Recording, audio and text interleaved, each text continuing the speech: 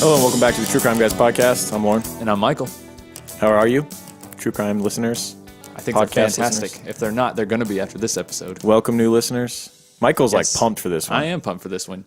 Pat myself on the back. I found this episode. No one in the podcast world has done it. We searched everything related to this case, like the name of the person, the name of the book that we read. We searched it all. Yep. No true crime podcasts have done it. No podcasts that we can find at all. Rightfully so. We are the people that should do this. We are. We are Sin City. That's right. Livers. Sin City residents. Locals. Nobody knows the Sin City better than us, right? In the podcast world. And this episode is on what we like to call the Sin City Scarface, or the Scarface of Sin City. The Scarface of Sin City. This dude, I can't believe he's not like commonly known in Vegas. I talked to a few people and they have no idea. He's going to be your favorite new criminal. Yes. Especially if you're a Las Vegas local, dude. But he's right up there with Ross Ulbricht. Even if you just visited here or you just like, the whole idea of Vegas. A lot of people from other countries just love Vegas. They love to come here and visit and they feel like they, this guy's life is literally like a Rush Hour movie or something. Right? You think, just when you think it's over, it starts all over again and it gets crazier. This is a great story. This is probably going to be like a 2-hour episode, honestly. But that's okay because next week we may not be doing an episode because of Christmas. Right. Well, I hope this actually ended up being 2 hours after you said that. Yeah, you guys know. You're looking at it right now. Yeah, I hope we didn't just sell ourselves short. Yeah. All right, well, let's start it. All right.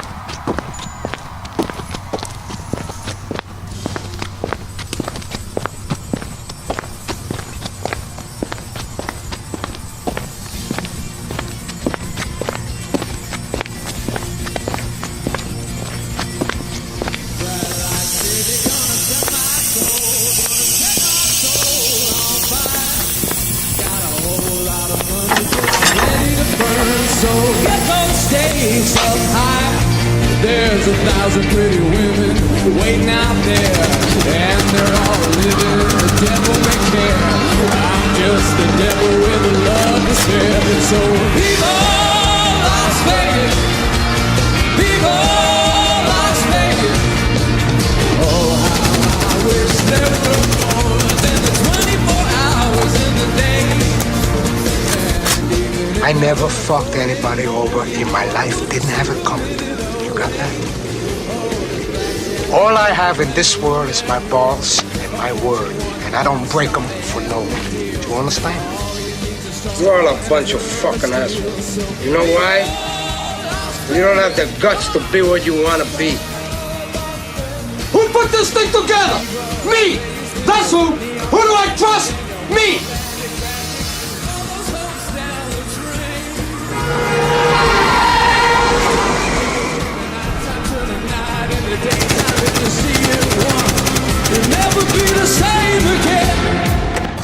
All right, our case, we're just going off the guy here, not his crew. The guy, the mastermind behind this crew. Without him, this doesn't happen. These guys, no way they can pull this off. They were his downfall. His lackey crew. He could have been even more successful without. 100%. He'd still be running. He'd be running this town right now. We'd have a Cuban fucking dictator in Vegas. Cuban dictator. He's handing out cigars full of weed. Right. Hey, that sounds all right. Yeah. Oh, wait. Actually. Now that I think about it. Hey, let's start a free Jose. Yeah. So the guy we're focusing on this week, his name's Jose Manuel Vigoa Perez. Oh, he was known in his family as Manolo. He is Cuban. Grew up in Cuba. A fiery Cuban. Ended up being the Sin City Scarface. Made his way from Cuba to America, then to Las Vegas, and started just fucking shit up here. Yeah, he did. Like right away. Big time. Hey, he tried to make it honest. He did. A few times. He gave it his But it just wasn't for him. All. No. Who could be honest when you have that many skills? Right? He's just sitting there. It's like, oh my God, I could just shoot this motherfucker. He's got all the money right there. What the fuck am I earning paychecks for? Am I going to hang drywall when I could just shoot people and take money? You're going to get a lot of Cuban accents, not so much the New York, but a lot of, I don't know if we can even do Cuban accents, but just Latin. That was pretty much it right there. That's pretty much what it's going to be. Yeah, it's going to be Latin, our attempts as white boys to do Latin accents. That's right. It'll be fun. Yeah, it'll be good. He was born December 24th, 1959. Last week we had a December 26th. Yeah. Right after Christmas. With the Green Bay Pack-a-Killa. Right. And then we got Christmas Eve this year. Yeah. This year. That's right. This case. I thought it was funny how he described his birthday in the book. How did he? I was born just hours before the birth of Christ. Oh. I was like, seriously, dude? Yeah. That's how you know a dude's full of himself. He's got a little ego on him. Right. You just alluded to the book that we used to study this case, and that's really is the end all be all for this case. There's not much you can find online. Great book, by the way. I had to go into the archives of Las Vegas local news sites, like the Review Journal and Las Vegas Weekly. We had to go into and look at like their. We had to use our special true crime privileges. Right. True crime. Yeah, we had to sign in as people think we have. Right. Yeah. I talked to my boy George Knapp over at Channel 8 News. Right. Flashed him a quick press badge. Right. We walked right in. Yeah, no, there's not much online that you can find about this guy. He doesn't even have a Wikipedia page somehow. Like some of the people that have Wikipedia pages, Dude. I'm like a little skeptical hippo. I'm like, what? It's the same reason that this case was not blown up when it happened. Right. The Strip was covering this shit up, man. Yeah. Too much violence for the biggest tourist attraction maybe in the world. Yeah, Vegas is worried about bad PR. Yeah. If they know that like there's a dude running amok on the Strip and like yielding AK-47s and Right. So the book that we read was Storming Las Vegas by John Huddy. It's Storming Las Vegas, How a Cuban-Born Soviet-Trained Commando Took Down the Strip to the tune of 5 world-class hotels, 3 armored cars, and millions of dollars. The title's a bit lengthy. A little bit, But yeah. it's But it's basically Storming Las Vegas is the Yeah, book title, right, and then right. it's, goes into that. Great book, Fucking though. amazing book. amazing. We Written listened- like a movie, like fantastic. Shout out to audible.com if you ever want to sponsor us, let us know. Yep. We listened to this book. It was 13 hours in audio form. Yeah, just a little over 13, I think. And I kept rewinding the whole time. And I usually, a lot it of was books great. I'll listen to in like 1.5 speed, just to get the information in. But I was enjoying it so much that I listened to it in regular speed, and I Yep. just kept rewinding. Like, what? This book had it all. Like it had great story, great writing, and also a great narrator. Great which narrator. makes a huge difference. Amazing research. Everything he said, like there was zero. There was no guesswork, no speculation. Yeah. He was spot on. Like times, everything. Yeah, you can Google just about anything he would talk about. Like there was stuff as a local person who grew up here. Yeah.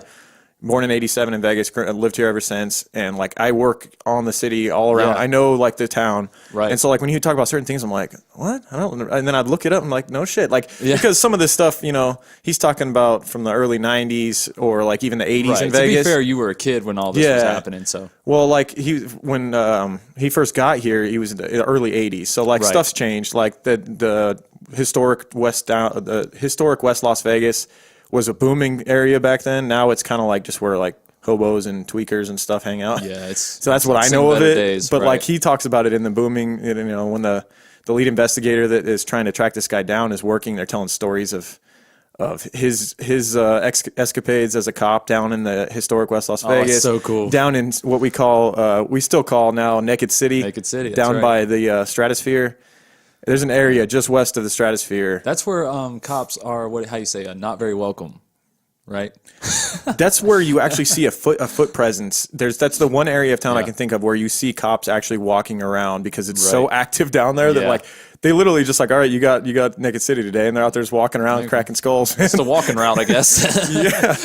It's if you ever come to Las Vegas, I'm just gonna tell you like, and you stay at the Stratosphere for whatever reason, I wouldn't recommend it. But if you do, don't like just go walking around down No, there. don't go walking Like around. Uber back south on the Strip. Get back. It's a little sketchy. It's a little sketchy down there. Yeah, yeah. No, But the lead investigator and eventually the leader of the task force to take down this guy had stories of busting crack dealers down in Naked City. It's just like this all book. kinds of crazy stories. Yeah. that would never fly today. Yeah, I recommend anybody that's listening to this that has been to Vegas or loves Vegas or lives here, like definitely Yeah. get this book because it's just cool to hear all these Even if stories. you've lived here forever, I'm pretty sure you're going to learn some stuff. Yeah, for sure. About your own town because it was pretty cool. Yeah. So anyway, he was born, like we said, December 24th, 1959 in Camito del Guayabal, Cuba. Excuse my terrible Cuban dialect. I don't know. He shares a birthday with Ricky Martin, who is Lemmy Kilmister. Dude, Lemmy from Oh, Motorhead. Lemmy? Oh, it's Lemmy. Yeah. I didn't know his Lemmy. last name. Who knows his last name? Even though his last name is pretty badass. Lemmy was a legend. Kilmister. Lemmy was a legend. Yeah, man. Dude, I thought he would never die. He finally died last year. Yeah. What was it? 2016? I think so. Yeah, it was. I think near the end, yeah. No, it was 15. I think. No, I think it was 16. Okay. Anyways, Agree dude to disagree. had Somebody will tell been us. doing drugs and alcohol and just never slowed down. He just didn't care. Yeah. He's a legend. Mole on his was. face the size of like a dog, but... It's kind of amazing that he made it as far as he did, man. That's pretty impressive. And then at the back end of the list, Ryan Seacrest. Come on. Yeah. Well, Ryan Seacrest is a saint. hey, guy's a dare hard you. worker. I got to give it to him. He's a hard worker, and so was this guy. So maybe this is like the grinders. Is Ricky Martin a hard worker? I don't know. Lemmy, I don't know Viva about his Loco work over ethic either. Lemmy's just fucking getting wasted every day. No, man, he had to write all kinds of riffs and stuff. Right. He's working hard at first. You know, he had that song Ace of Spades, too. It's kind of perfect. Yeah, that is pretty You got to put that in the intro now. The Ace of Spades. cool. Not too much, then. I don't want to get in trouble. Oh, yeah. Sorry, copyright. Mm, Lemmy's dead, though. What's he going to do, copyright sue us? Well, that's true. He doesn't seem like the suing type anyway. Keeping him alive, actually. All right. So Jose, he had a hell of a childhood growing up in Cuba during the time that he grew up. He was the product of an affair between a wealthy lumber company owner and the town beauty, a woman named Hilda. So the lumber owner guy was married, but he took what he wanted, and Hilda was like I said, the town beauty. She was known as like the most beautiful woman in the area. Yeah, he said that too. It sounded almost like he was describing a fairy tale or something. Yeah, even Jose described his mother as Yeah. just gorgeous or whatever. The most beautiful woman in all of Cuba. I wanted to bang her. No. This took a weird turn. He's not into incest, But as it far as was we know. It was a little weird. endearing the way you said Like it. I would say my mom's pretty, but I've never like my mom was gorgeous. Sexy. Her long the way she would dance. long legs with perked rack. Oh, God. Yeah. So yeah, they ended up hooking up, and he would actually stay with her. They never got married, but they would stay together, and they would birth Jose, and I think they had like 5 kids together or something. I think so, yeah. Jose had pneumonia at birth and almost died, and if it weren't for the money of the wealthy lumber owner father, he may have died. He was able to get him proper care in a poor country. He was a toddler during the time of the Bay of Pigs. His childhood is like Cold War times. It's like the Russians coming into Cuba and like the Russian takeover of Cuba. Right, and he's being fed some steady propaganda. Oh, dude, he hates Americans. Americans are the worst. Like everything that bad happens here is because of the Americans. Like they make us do this. They tell us we can't have that. Yeah. Well, the Americans had been supporting Batista, who was the, there's a lot of stuff out there about him. If you listen to the Americans' take on it, he was not so bad. But you listen to the Cubans, they're like, the guy was horrible. Right. And so after the takeover of Fidel Castro, the military coup and the takeover of the country of Fidel, America put the embargo on Cuba, cut them off, and the country got even more poor. Right. They're eating pretty much what they could grow and very little money. And again, no he's oil. seeing that as America's fault, which is like most Cubans were. Yeah, everything that they didn't have, it was because of the Americans. Right. He lived less than a mile from a large Soviet base, and he was growing up surrounded by Soviet soldiers all around him. At 9 years old, he fell out of a banana tree, cracked his skull, and had headaches ever since then. Now that's something, the kind of serial killer thing, the brain trauma at a young age. I think I don't think he was serial killer standard, but I think he was like serial thrill seeker. Impulsive. That's something that they say brain trauma causes is just uncontrollable. Your urges you're less able to control them, whether it's violent or just like you just make bad decisions all the time, or you don't think things through, you just do them. They say that people that have brain damage are more likely to drive motorcycles at high rate of speed, like do dangerous shit. You know what I mean? So like that's kind of fits in with him. Well, there was a time when he said, there was a small line in the book where he said, sometimes I feel like I'm not robbing for the money. I just can't stop doing it. Yeah, for the adrenaline. I rob for the adrenaline, for the thrill, for the power. Yep. And I was like, God, that sounds exactly like a serial killer. Right. But he's just in a different way. Yeah. By the age of 10, he was working shining shoes and supporting his family. In 1973, the Soviet Union had taken over Cuba and moved missiles onto the island. When he was just a kid, he played baseball. That's a big thing in Cuba. Oh, this is a cool story. Playing. Yeah, so there was a kid that was known by people as Gordo, a big... which I'm pretty sure that means fat in Spanish. It does. Okay. Yeah, so Gordo was the fat kid around town. And kids would pick on him, except for the fact that he was one of the best baseball players around. The dude was like the little... He was one of the best hitters. Yeah, he was wasn't a little quite a speed demon. He was a little Cuban Babe Ruth, basically. Yeah, pretty much. He'd hit bombs and then just kind of like, stagger around the bases, wobble around the bases. Cigar sticking out of his mouth. Right. And so what happened? He hit a bomb, right? They were playing a little local baseball game, and Gordo hit a shot. No, this is what. Yeah, he hits like a hard line drive to right field. Okay. But the thing is, he hits the ball so hard, and it gets to the right fielder in such a short amount of time that the right fielder looks up and sees him jogging down first baseline, or sprinting. Yeah. Jogging to most people. Right. Comes up, firing, throws him out at first base. Which is rare, right? You're not supposed to be able to do that. That's very rare. Yeah, that's pretty rare. I mean, usually if somebody gets thrown out at first base, they're they're gordo. not paying attention, or they're they gordo. tripped, or they're gordo. or they're gordo. And so naturally, all the guys out in the field are laughing at him or whatever, and he picks out Jose to take his anger out on. Yeah. And he punches. And then he walk up to him, like punch him in the back of the head, and Yeah. like push him down. Yeah, they get into a scrap. Right. Gordo's getting the better of the fight early on. He's on Right. top of Jose. Yeah. But Jose is scrappy, man. Somehow, being half his size, gets on top of Gordo and just starts beating the shit out of him with the baseball. With the baseball in his hand. With the baseball, just beating him with it.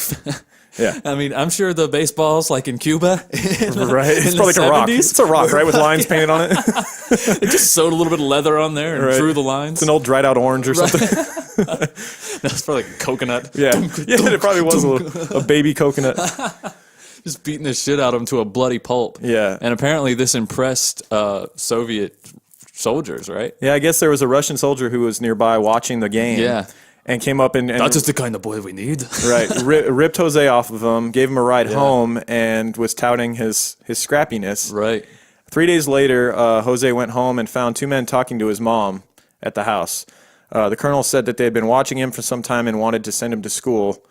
And then in 1973, by 1973, he had spent 7 years in Russia. So he got basically snatched up by Russians. Yeah. This was something that was going on in Cuba. It's like he said that like family, friends and stuff would notice that like kids around his age, 12, 13, 14, Right. would just like disappear. And basically what it was the Russians were snatching up, young prospects to Right. send to training for military. Oh, yeah. They're fighting all these proxy wars all over the place. The Russians are. It's a very confusing time. Like his war times, which is what we're going into, because like he was 13 years old when they grabbed him and added him to their ranks and started training him, and he spent 7 years working with them. In 1978, he would end up being informally adopted by a Soviet general. Right. He's like the part of the Cuban unit Yeah, right now. He He's not like Spetsnaz yet, but he's, but ends up being Pretty much. Spetsnaz. Which Yeah, if you look yeah. up Spetsnaz, if you don't know what that is, it's some badasses. I think anybody that plays Call of Duty knows what Spetsnaz is. Right. They're the enemy. Yeah, right. So he gets taken away from his family. The Soviets are training him to be a badass. He's going through all his military training. He ends up being sent to several different places. He gets sent to Mongolia, Africa, and fighting a war there. He doesn't He's even in fully Afghanistan. understand. He doesn't understand what he's fighting for. Like I said, it's very Well, he's confusing. raised as a soldier, 13. Like, this is Right. what you tell you to do. You do it. Basically, and he's fighting anti-communists, right? Is what it is. Right. And he's making a lot more than shining shoes. Right. He's So- fighting rebellions that Yeah. are fighting against communists because, you got Russia and Cuba, both Right. communist countries.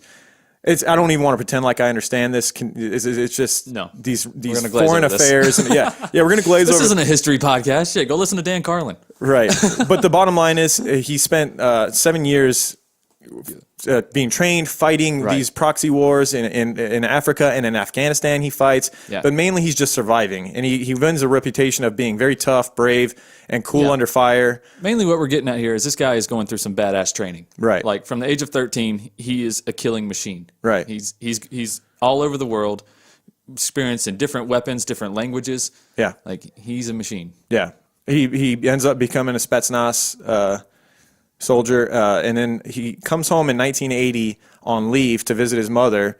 Just it's a weird timing thing. He comes back, and this is right around the time that there's a unsettling This is feeling in awkward. Cuba as far as Fidel's takeover. There's a Right. lot of people who kind of want out because the country is so poor. He says he comes Right. home and he's looking around his country that he loves, and he says that cars aren't even being driven because there's no oil. Yep. Everyone's really hungry, and like it's a sad state of affairs in his country. So Fidel's like, if you want to leave, get out. Yeah, so like basically, If you don't like starving and no gas, then get out. right. So a bunch of people, like thousands of people, had fled to a nearby island around Cuba and trying to escape from Cuba. And at that point, Fidel, like you said, he says, anybody who wants to leave and you don't want to be a part of Yeah. our revolution, just get the fuck out. Yeah. And so that's Quote unquote revolution. Yeah. Also known as depression. Right. So we'll talk for a second about the Mariel boat lift, which some of gosh. you may know about. It was the beginning to Scarface. Basically in 1980, between the months of April and October 31st of 1980, The Mariel boat lift was a mass immigration of Cubans who traveled from Cuba's Mariel Harbor to the United States. And it's used to refer to those refugees, the Marielitos, which is what he would, be referred to here and then, Jose, as a Marielito, because there was like 100 plus thousand people that fled from Cuba to America during that, from April to October, during like a 5-6 month span. Yeah. That many people fled to America. He comes back on leave and he hears about this and he sees this big commotion going on and he finds out that there's these groups of Cubans that are going to be leaving and heading to America. He goes out to the docks, still wearing his military stuff. Right. Obviously not supposed to be leaving. He's a soldier for Cuba. Right. And a for lot Russia. of people actually thought it was a trap. Yeah. They're like, what if he's just going to kill everyone that leaves? Well, mainly he told even criminals they could leave. And so they were a little worried. They're like, this has got to be a trap, right? Yeah, they were. Yeah. They And were so very nervous about it. He goes out to the docks. He tries to act normal and act like just a military person boarding a ship. He boards a shrimp boat, a large shrimp boat, and he has this story just keeps getting crazy. In the book, it sounds like the perfect storm. Have you seen the movie? That's what his travels from during this 87-mile trip, which is only 87 miles approximately from Port Mariel to Key West, Florida. 87 miles, but it's a tropical climate down there, and it's known, that area is known to have just unpredictable weather. Yeah, just random storms hit. And so it could not have went worse. It looks like a beautiful day when they board ships in Port Mariel and start heading to Key West. Be easy. Like you said, 87 miles. Yeah. No big deal. Yeah. Nothing. He boards a big, beautiful, and he has this little encounter with a really pretty girl who's also going to leave and head to America. Right. And he tries to get her to board his ship with him, but she has like a stubborn grandmother that's like, no, we board this little piece of shit smart. boat. Grandmother's smart. Oh, sure she is. Yeah, got him killed. Yeah. So you know what I mean. In that point, she's smart. She knows he's just trying to fuck her granddaughter. Like, come on, dude. He just saw her, and then he's like, oh, would you like to come on my ship, senorita? Come on my shrimp boat. It's very extravagant. Yeah, it is very private if you want to come over here. Right. He was when he boarded the shrimp boat. He was told by a fellow comrade and another soldier of Cuba that when he got to America, to tell American officials that he was a student and an anti-communist that wanted to escape because if he went back, they would kill him and his family.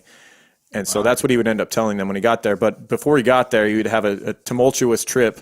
Oh, man, like straight out of a movie. Yeah, he described it as 40-foot waves, right? Which is insane. If it was in fact 40-foot waves, he said it was so bad that they had this giant trip boat. I don't know how many feet. Do you remember? He said it was like 40 feet or something. Yeah. And they're literally having to like ride these waves straight up, and then and like try. They had all these different techniques to try and not tip the damn boat over. You have to steer into the wave and into the wind. You have to steer into the wind, so they were constantly trying to stay in the wind. Right. So they'd have to turn, but then at the right moment they'd have to turn back straight, or else they would roll. Yep. And so they're basically riding these waves out, and at a certain point the little boats are struggling. They got like little rowboats of people in them. Right. Well, that are not trying at to fight first. this. Not at first. Then they start putting them out. Right. Oh, the rowboats. Yeah, when it starts getting too heavy. And putting them in we tow. got to spread out because with all these people on the ship is too heavy. They start putting rowboats in tow. So they got all these little rowboats attached to the big boat, towing them. 5 of them. 5 of them. Yep. And all these poor people are back there trying to survive this. Right. And as they keep going into these ruts between the giant waves and turning and trying to ride them out, they decide, the only way we're going to get out of this is if we cut these boats loose. Also, real quick to note about the boats, it was thought that it was safer to be in those boats. So like all women, children, elderly, they were the ones in the boats. Right. And then the prisoners and the men, healthy men were on the boat, were on the cruise ship. Shit. I mean, there were other women on the other ship too that chose to stay. Maybe they let their children go instead of them. So carry on. So they're trying to find a way to navigate these waves without tipping over the big shrimp boat. Yeah. They decide the only way that they can get through this and survive is if they cut loose the little boats, but they know in doing that they're killing all those people. Right. But they decide that's the only option because if they go down, then everyone dies. The little boats, the big boat, everybody. So they have a moment where they're going back there with this machete to cut the rope loose to the other boats. And they had very limited time. And the people on the little boats are screaming. The women and children are pleading for their lives. The men that are on the boats are calling them traitors and saying they're cowards, and they can't even deny it. They're like, we are, but we got to do this. We got to do it because, the speed at which they had to maneuver the boat, they couldn't do it with towing all 5 of the other boats. Right. So they had to. Yeah. And what sucks too is like, when they went to cut the lines, it wasn't just a swift chop and then they were gone. Sawing at it. They had to keep hitting it. Yeah. They were hitting it. It was like 5 or 6 hits with a machete to cut each rope, Yeah. and the whole time people are just screaming and screaming. Yeah. And it was bad enough that when they cut them loose, they could pretty much see the other boats sink, and it wasn't even well, they're probably gonna die. I was like, they watched them die. And he watched that girl that that he was attracted to at the beginning. He watched she was her in one of die. them back there. Yep. Yeah. So like basically what they had to do is, like we said, the rut between the two big waves, the only way they could survive is getting away from that storm, and like they had to like gun it and get out far enough away from where all the waves were and wait it out, which is what they did. Waited it out, and then they ended up making it 10 miles out, met up with I believe an American official out in the waters who signaled them in. Right. They were then brought to the embassy or like the immigration center or whatever, where all the people were sorted out, the criminals were sorted out, and that's where he told American officials that he was the student anti-communist. And he basically from there he got flown on a military transport to an army base in Wisconsin, where he had to wait for his turn to be sorted out. Like that's where they were taking the criminals and just putting them in prison. Right. Like they basically had to figure out, okay, who do we have here? Yeah. And when it came his turn. Okay, who's a criminal? Raise your hand. Right. Exactly. And I guess it was also lucky that he didn't have any tattoos as well. That wouldn't have helped his cause at all. That he didn't have any tattoos. Oh, yeah, he was always clean cut. Clean cut, yeah. Very particular about his appearance. And it was also very fortunate that he had a sponsor in the States. He had an uncle that lived in Las Vegas, which is where he ends up going. Right. He had an uncle, so when it came time, he spent a few months at the military base in Wisconsin, and when it came time for his name came up, they had talked to his uncle, and he was brought into a room and said, all right, you're good to go. We're going to release you. We're going to give you, they gave him a plane ticket to Las Vegas. They gave him $20 travel money, an English, a Spanish to English translation book, and what they called a parole document, which allowed him to attain a driver's license and legal employment in Nevada. So they basically gave him every Welcome chance. to America. Good luck. That's pretty cool, though. That shows you. Yeah, that's not too bad. How many countries are going to give someone that much of an opportunity when they get here? I mean, if you don't have anywhere to go, though, $20 is not gonna get you very far. This is 1980. Might It get goes you a a little cab further. ride to the middle of the city. Well, What are you gonna do? They gave him a plane ticket, so the $20 is just like some, I guess, grub money. Okay. Until you get to Vegas, and then you got to figure it out. You got an uncle there, figure it out. Yeah, but what if you don't have an uncle there? They knew he had an uncle there. Yeah, but I'm talking about all the other people. Oh. How do you think their start in America went? No, they went to concentration camps or something. Just kidding. Yeah, from No, I don't Cuba know. slums to our slums. Right. But we're talking about Jose Vigoa, okay? Okay. In his case, they knew he had an uncle there. They gave him $20 and a plane ticket. That's pretty damn. I'm just trying to look out for humanity, but Okay. let's just do what you want to do. I don't care about it. So All right, fair I enough. care less about humanity. Okay. Put a pin in that, actually. Right. We'll come back to that. Lorne quote. I don't give a damn about humanity. Damn about humanity. So he makes his way to Vegas, and there he meets up with his uncle, begins living with him, and he gets a job at a casino at the Showboat, actually, where he works his way up to the position of a runner, which sounded like a pretty fun job. He enjoyed it for a while. He's running Drugs. Yeah, well, he ended up using it to that advantage, yeah. But at first, you're supposed to just take people's bags to their rooms, Right. Where he says he met a lot of celebrities. I He bet met that killed him, though. What do you mean? Being underneath people like that. Oh, yeah. People order him around. It did. The rich and wealthy coming in. Yeah. Pick up my bags, I think he was always looking for an opportunity to become a. bags and crush your fucking skull with them. You just see him under his breath, just walking with his bushy eyebrows. I was Spetsnaz, you piece of shit. You know who you're talking to. I was Russian royalty. Yeah, so he begins working as a runner. He's meeting celebrities and carrying their bags and whatnot. Not making a lot of money, but he's able to, survive. Right. After 10 months of living in Las Vegas, he met a woman named Louisa. They married shortly thereafter. He met her. Her and her sisters would go out to local Cuban hangouts in town. I guess we had nightclubs and dance spots where Cubans would all meet up. Yeah. And of course, we still do. Of course, he goes there. Jose loved to dance, as a lot of Cubans. A lot of their I think it's culture. I think it's just it's ingrained in their mandatory. culture. Yeah. If you're a Cuban, you can't dance. What are you doing with your life? Yeah, what are you doing? Get out of here. Right. Get out of Cuba. Yeah. So he meets Louisa. Her and her two sisters were at a club. He meets her. They end up hitting it off. They get married shortly after, and they begin having kids. They would end up having 3 daughters. Right. And stay together for a long time, and we'll talk more about that later. Right. Around the same time, we have to introduce the guy who would end up, who we kind of alluded to. John Alamshaw was his name. He was a police officer that moved to Vegas in 1981. From Chicago. From Chicago. Yeah. Quickly became a rising star for Metro. He had a bunch of crazy stories in this book. He had a story. We talked about the historic West Side of Vegas, right? Downtown area. The story when he led the group of cops into the bar. Yeah, off-duty cops. Yeah, so he went to this bar that was known for criminal activity. It was like where all the freaking drug dealers and everything hung out. Right. Him and his buddies, they get done with their shift. The cop buddies, they get done with their shift. They start drinking and whatnot. And they're like, "What do you guys want to do? I want to go do something." And when this story started, I'm like, "This is going to end in this is terrible. This is going to end in somebody being shot." Right? They're like, "Let's go down. Let's 10 cops barreling down the road in a pickup truck, drunk already. They're already wasted, and they're like, "Let's go down to that bar where all the criminals hang out." I forget what it's called. So they all pile into a pickup truck and they go to this bar. And when they walk in, it's like the record scratch moment. They go sit at the bar. Everybody's turning around. Yeah. And there's somebody throws a dart, it goes through somebody's hand. Exactly.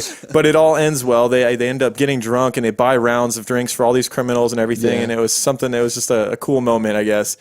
And then on the other end of the spectrum, there was something I wasn't aware of, a street called Donna Street in Vegas, where apparently is like the worst street in this town, hands down. Yeah, all of Clark County, it has the most murders on this one street of any street in Clark County. Damn. We should do a Donna Street episode. Yeah, I was looking. What all happened. I got sucked down the wormhole. If you go on YouTube and you look up Donna Street, man, there's some crazy videos of gangsters. Oh and stuff. yeah, it's a gang street, man. There's the Donna Street gang. Like, legit. We should do an episode on it. Yeah. All right. And make sure they don't hear it. Yeah, exactly. I don't want to die, man. Wait, maybe we should. Let's not do it. You know what? We'll put a pin in that too. Much love, Donna Street. Nothing but love. It's too close to home. Yeah, nothing but love for Donna Street, guys. That's right. Anyways, he was on Donna Street, and they were cracking down on a drug deal. They saw a transaction between a drug dealer and a buyer. Yeah. They literally saw an exchange of drugs and money, and that's like the gold mine for cops. It's like, okay, we have it. Fucking boom, get them. Right. So they go after him. The guys take off and run. Long story short, the two cops that were busting, one of them was Alan Shaw, and then his partner, they got split up because the drug dealer and the buyer fucking ran in opposite directions. And then number one thing in police work is to not do this, but they just ran off on foot. Right. And got completely divided. Alan Shaw ends up... They have not called for backup yet. No, haven't called for backup. So Alan Shaw runs off chasing this guy, ends up like a quarter mile away from his car, ends up trapping the guy, but the guy's at his house. The guy's at his house, and the guy... and as this guy is cornered, all of the entire area of Donna Street people start surrounding Alan Shaw from behind and start getting crazy with them. They're throwing bottles at him, and the guy that the drug dealer starts saying, "Hey man, you better just leave. This is going to get ugly." Blah blah blah. Yeah, he's like, "Oh, I can just wave him off with my hand, man. If you let me go." Yeah, and it got to the point where the people behind him start pushing him up into he starts pounding on the door of this house. Yeah. And luckily, the lady that lived there called the police, and that's what saved his ass. But it was at the point where he was about to draw his gun and start killing as many people as he could to get out of there alive. Yeah, there was actually a guy walking toward him with a 2x4. Yeah. And then finally, police sirens in the distance saved him. Oh gosh. So, but the lady but if it wasn't for that lady in the house, right? If she wasn't at home or whatever.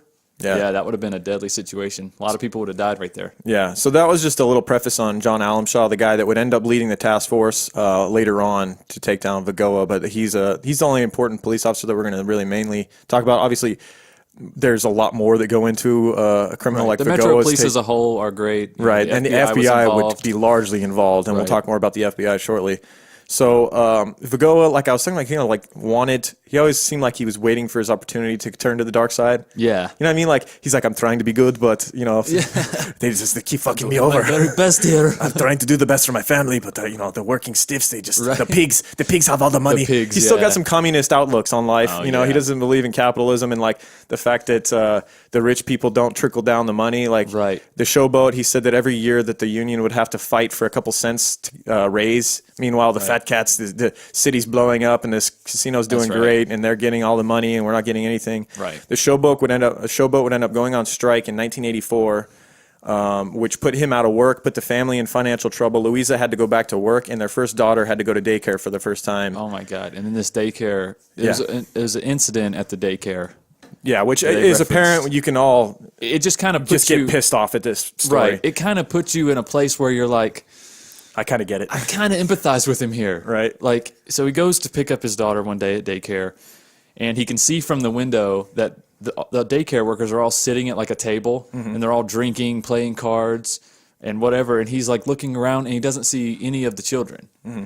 He walks in, and he can hear the children crying in like another room, and they have music playing in there, whatever. So he runs through, busts in, goes into the room, finds his daughter in there screaming with other children, like her eyes are swollen because she's been crying all day. There's just slobber and spit all over her. Diaper is full. Yeah, terrible rash, terrible rash, and he goes in there and just screams at him, and he's like, what does he say? He says something to the effect of, I had to kill you all, or something like that. I had to put a bullet in your head or something. It's like, my children will never be treated this way again. Did you know I'm spitting us? Did you know? I could kill you all with your own paper clips, you motherfuckers. But he does come back with a bat, though. Yeah. He leaves and comes back with a bat, and it's unforetold whether he busts some skulls or he was about to, and the police showed up. But he did not get arrested, though. Right. Because they saw it as a crime of passion. The police had already dealt with this daycare before and knew what they were, and kind of sympathized with him a little bit. Right. So I guess that was kind of like the trigger that set him off, between the strike and being out of work. Yeah. And then his family, he always wanted to give a great life for his family. He didn't like the 9-to-5, just barely getting by paycheck to paycheck life. And a family of 5, man. Right. You can't do it. Right. 2 weeks later, after that incident, he would sell his first rock of cocaine in Naked City, which we alluded to, down by Stratosphere. Right. The streets are like New York Avenue, Boston Avenue. If you want to look it up on a map and just kind of like look up Naked City, Vegas, you can. It's one of the areas when I work there, I'm just like, this is the most criminally active area that I'm in. And I'm like, I could witness some shit right now. I literally actually have a crazy story about Naked City. One time I was working down there, and I look over and it was like a scene out of Friday. Okay. Now I feel kind of bad that I didn't do anything about this and I didn't call it in, but I didn't want to get involved. Anyways, so I'm down there working and I look over. Typical story, Lorne. Okay. Well, I'm sitting there working and I look over, and I swear to God this happened, but it sounds fake. Okay. I look over and I see a window open with curtains, right? Right. I see the curtains bust open, and I see 2 guys climb out of this window. One of them like turns and runs. The other one looks at me and puts up his finger like, shh, and then fucking runs off. No. I swear to God that happened. I didn't say shit. Sounds like a movie, right? You saw the dude and everything? Yeah. And then your house, that's why your house got robbed later. Probably. Wow. I hate to bring that up. But dude, I was afraid I don't want to have to be a witness and like get retaliated against, man. Well, the cops like if you witness something, if it's a traffic accident, by the time you get done being interrogated, you feel like you were in the accident. It's your fault. Right. It's like it's intense sometimes. Yeah, and I'm at work and I'm just like, move along. Yeah, like nothing to see here. When my truck got broken into, I was like, by the time I got done filling all the paperwork, I'm like, wait a minute, I didn't break in anybody's truck, man.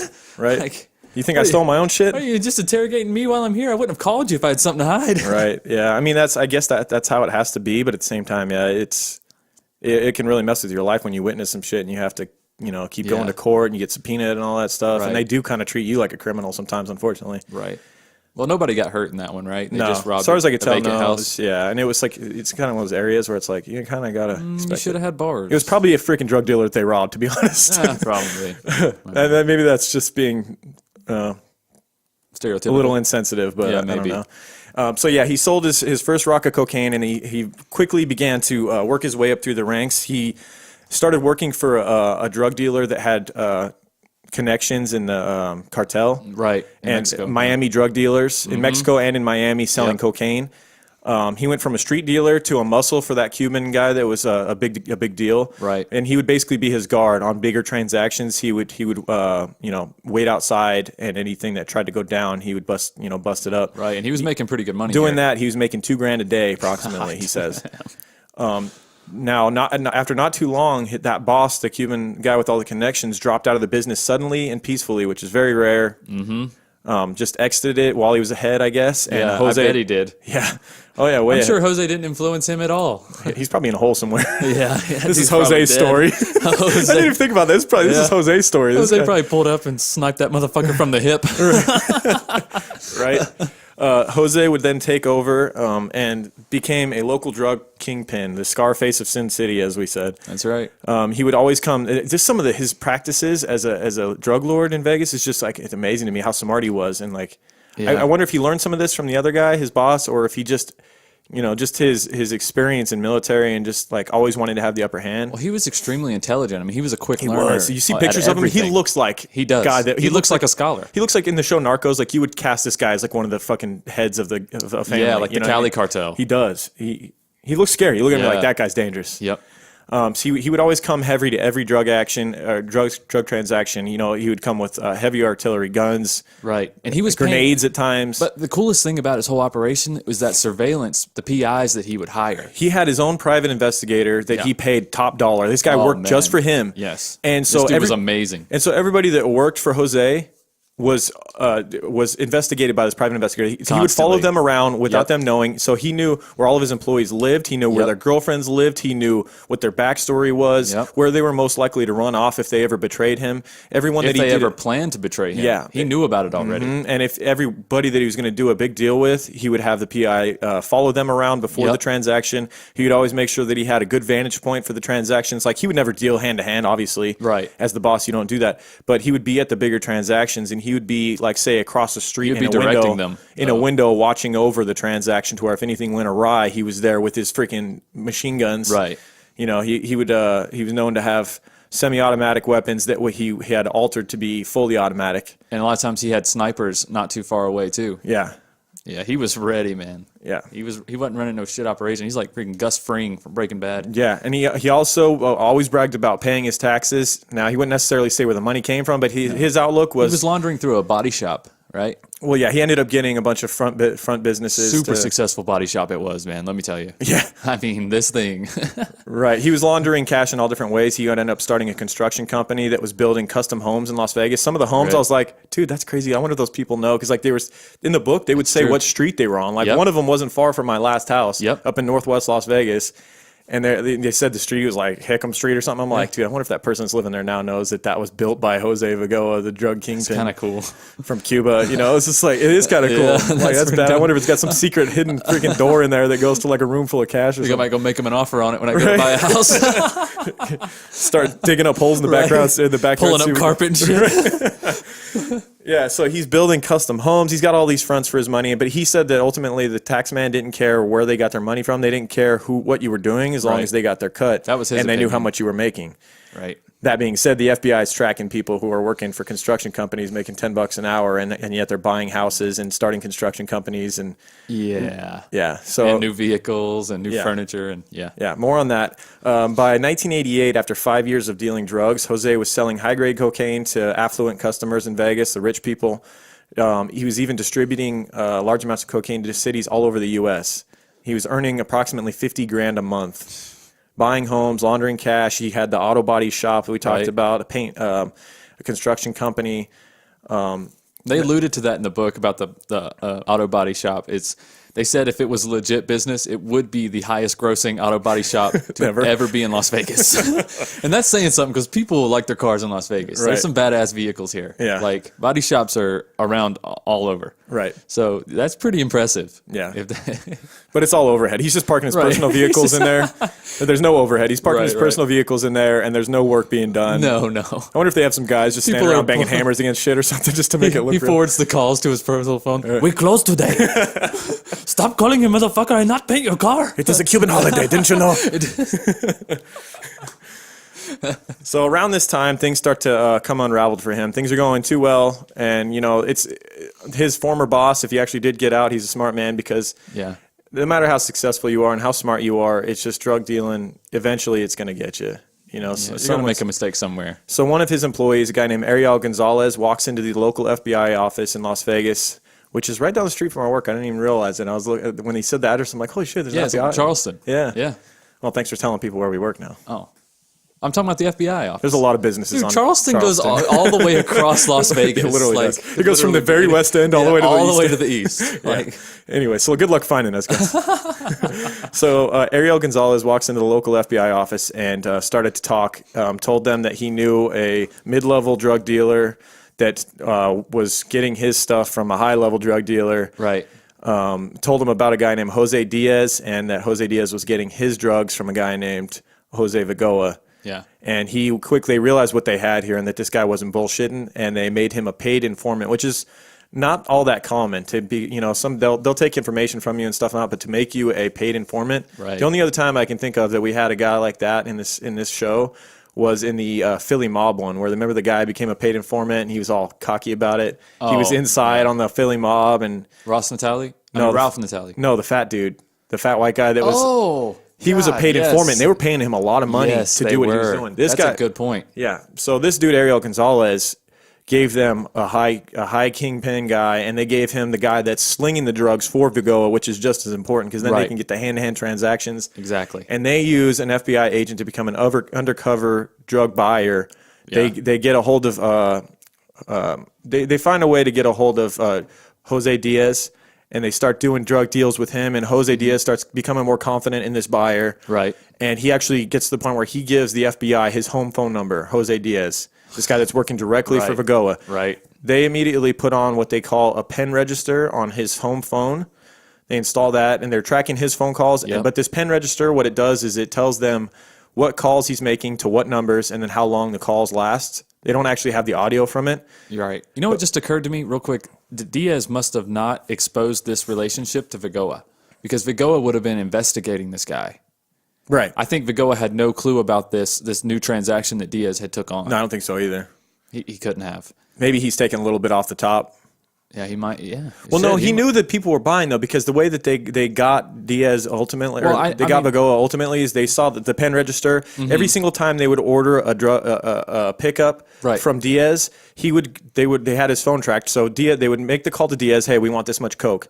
Diaz would hang up with them, and they were tracking his phone. They would see that he would immediately, right after they called, he would call Vigoa's home. They tracked down the number to Vigoa's home residence, and every single time they called Diaz and they purchased, or they wanted to set up a deal. As soon as he hung up with them, he would then call Diaz, or he would call Vigoa's house. Yeah. And so that was like, they're like, okay, we've got a link here now. This is something that'll actually sell to a jury. Like, look, every time on this date at this time we called at 6 p.m. 6:01 he hangs up. 6:02 he calls Vigoa's house residence. This happened 6 times in a row, or whatever. Yeah.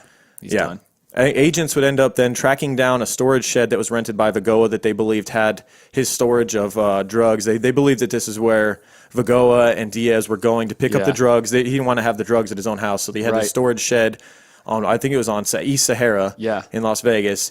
And so they obtain a search warrant for this, and this is where some crazy shit happens. This is kind of cool how he hid the stuff, though. This is the whole thing. They were going to make a movie about Jose Vigoa. God, I wish they would. Shortly after his conviction, and I don't know whatever happened with it. And it was supposedly from the director from Training Day. I forget his name, a big-time director. Yeah, that would have been awesome. Was going to direct Jose Vigoa's life. And it's like, when you read the story, and like the story we're going to tell is like, some of the stuff that happens, you just can't write this. No. So, like, they go to the storage shed. The FBI agents go there to raid it. They go in. It's stacked with all kinds of stuff. Right.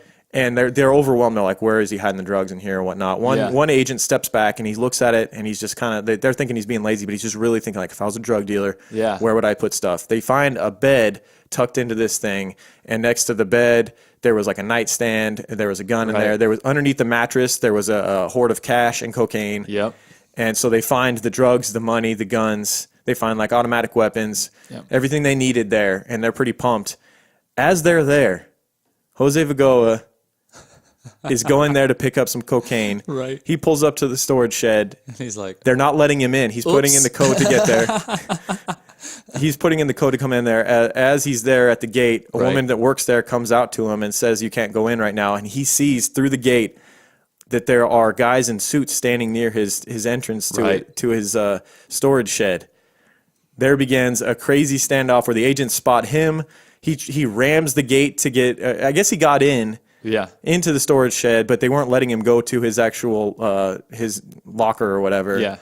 And so when he spots them and they spot him, they try to cut him off at the gate. An agent stands in front of the exit gate. He's like, "Fuck that!" He guns it. Tries to run over the guy and through the gate. The guy eventually gets out of the way at the last second. He rams through the gate. A chase ensues. These FBI agents have Corvette car, by the way. Did you hear that in the book? One of them drove a black Corvette. The FBI got enough money, I think. Yeah, right. So they speed after him. He's in this giant 4x4 truck, right? Like you said, and he runs immediately to a new housing development that's not paved yet. It's still dirt. These are all over Vegas, by the way, still to this day. This is a brilliant plan right here. At the time, Vegas is booming. Then it had a little lull in the mid-2000s, and now it's back to booming again. There's towns, there's neighborhoods all over that don't even have paved roads. Yeah. So one of the FBI agents figured that's where he was headed to. That was like the only direction he could go at this point. Yeah. So one in the Corvette pulls in front of where he's coming down this dirt road hauling ass. Right. and sees this dude's not going to stop. At first, he jumps out of his car and he's not going to stop. And I've got a fiberglass freaking Corvette, and he's in a giant 4x4 with a big grill on the front. He's going to kill me. So he jumps back in his Corvette, moves out of the way. He doesn't even slow down. In fact, he speeds up past him, ends up getting away. Vigoa gets away, but sees that it's not going to get any better. The FBI's onto him. They know who he is. So 2 weeks later, he turns himself in with an attorney. And 7 months later, after a trial, he would end up being charged with selling cocaine, possession, conspiracy, use of a firearm during a drug transaction, and the biggest one, 2 counts of assault on a federal officer. Right. That was what got him in the end. Like if he'd have just like gone down easy at the storage yard and just like gone into custody and. But in all fairness, I mean, he really didn't serve that long. Well, he was sentenced to 19 years. He was sentenced to 19. Yeah. That's a heavy sentence, but he would end up getting out after 7 years. Yeah. So that's a really early release. Released because he was on parole, though. It was said that this first arrest and trial, he'd hired his own lawyer, and the guy just didn't do a good job. Apparently, what happened to that guy? The FBI put a really good case. They put in all the evidence of the phone tap with the calls to his home and all this stuff, and the storage facility. They found all that stuff. Yeah. And so even though they didn't have hand-to-hand drug transactions between Vigoa and people, they were still able to convict him of all these drug charges, which is kind of crazy. Yeah. They were able to charge him with selling cocaine even though they didn't have him selling it, hand-to-hand. They just had people working for him doing it. He had all these layers between him, which is what smart drug dealers do. But they did have it in possession on his property, though. Yeah. So while in prison, he would end up studying business and planned when he got out to clean up his life and eventually start his construction company that he wanted to build homes and stuff like that. Right. Released after serving 7 years, he returned to Las Vegas in November of 1996, where he began working for a drywall company. Right. He thought this was going to be a good entry into building homes. Right. It's good experience. You kind of get to see the wiring, plumbing, everything being put up, It was going all right. He's living a modest life, supporting his family, just enough. But I guess the owner of the drywall company got real sick and committed suicide. And so he lost that job. And then he started working for another construction company where he worked to the point of becoming a foreman. Right. Which is pretty good. But of course, his past caught up with him. So he's working as a foreman. It's going all right. He's back on the clean lifestyle and everything. But one day, a little bit on his resume. Well, to get the foreman job, you can't talk about how he tried to run over FBI agents and he used to be a drug kingpin. Yeah, you should probably leave it out. That's something you really bring out in your interview. Okay. Does it go into the special skills section? I'm a great leader. I had my own crew for a long time. So he didn't tell the guy that hired him at his job site, and so his parole officer shows up one day, sits down with him and his boss and says, Jose, did you tell your boss here about your past? Right. And he was obligated to. He actually signed a document stating that he would release that information to any employer or his parole officer would do it's for the public for him. It's for public safety. Right. You have to know, like, if you hire a person, you have to know that they were once a violent criminal. Right.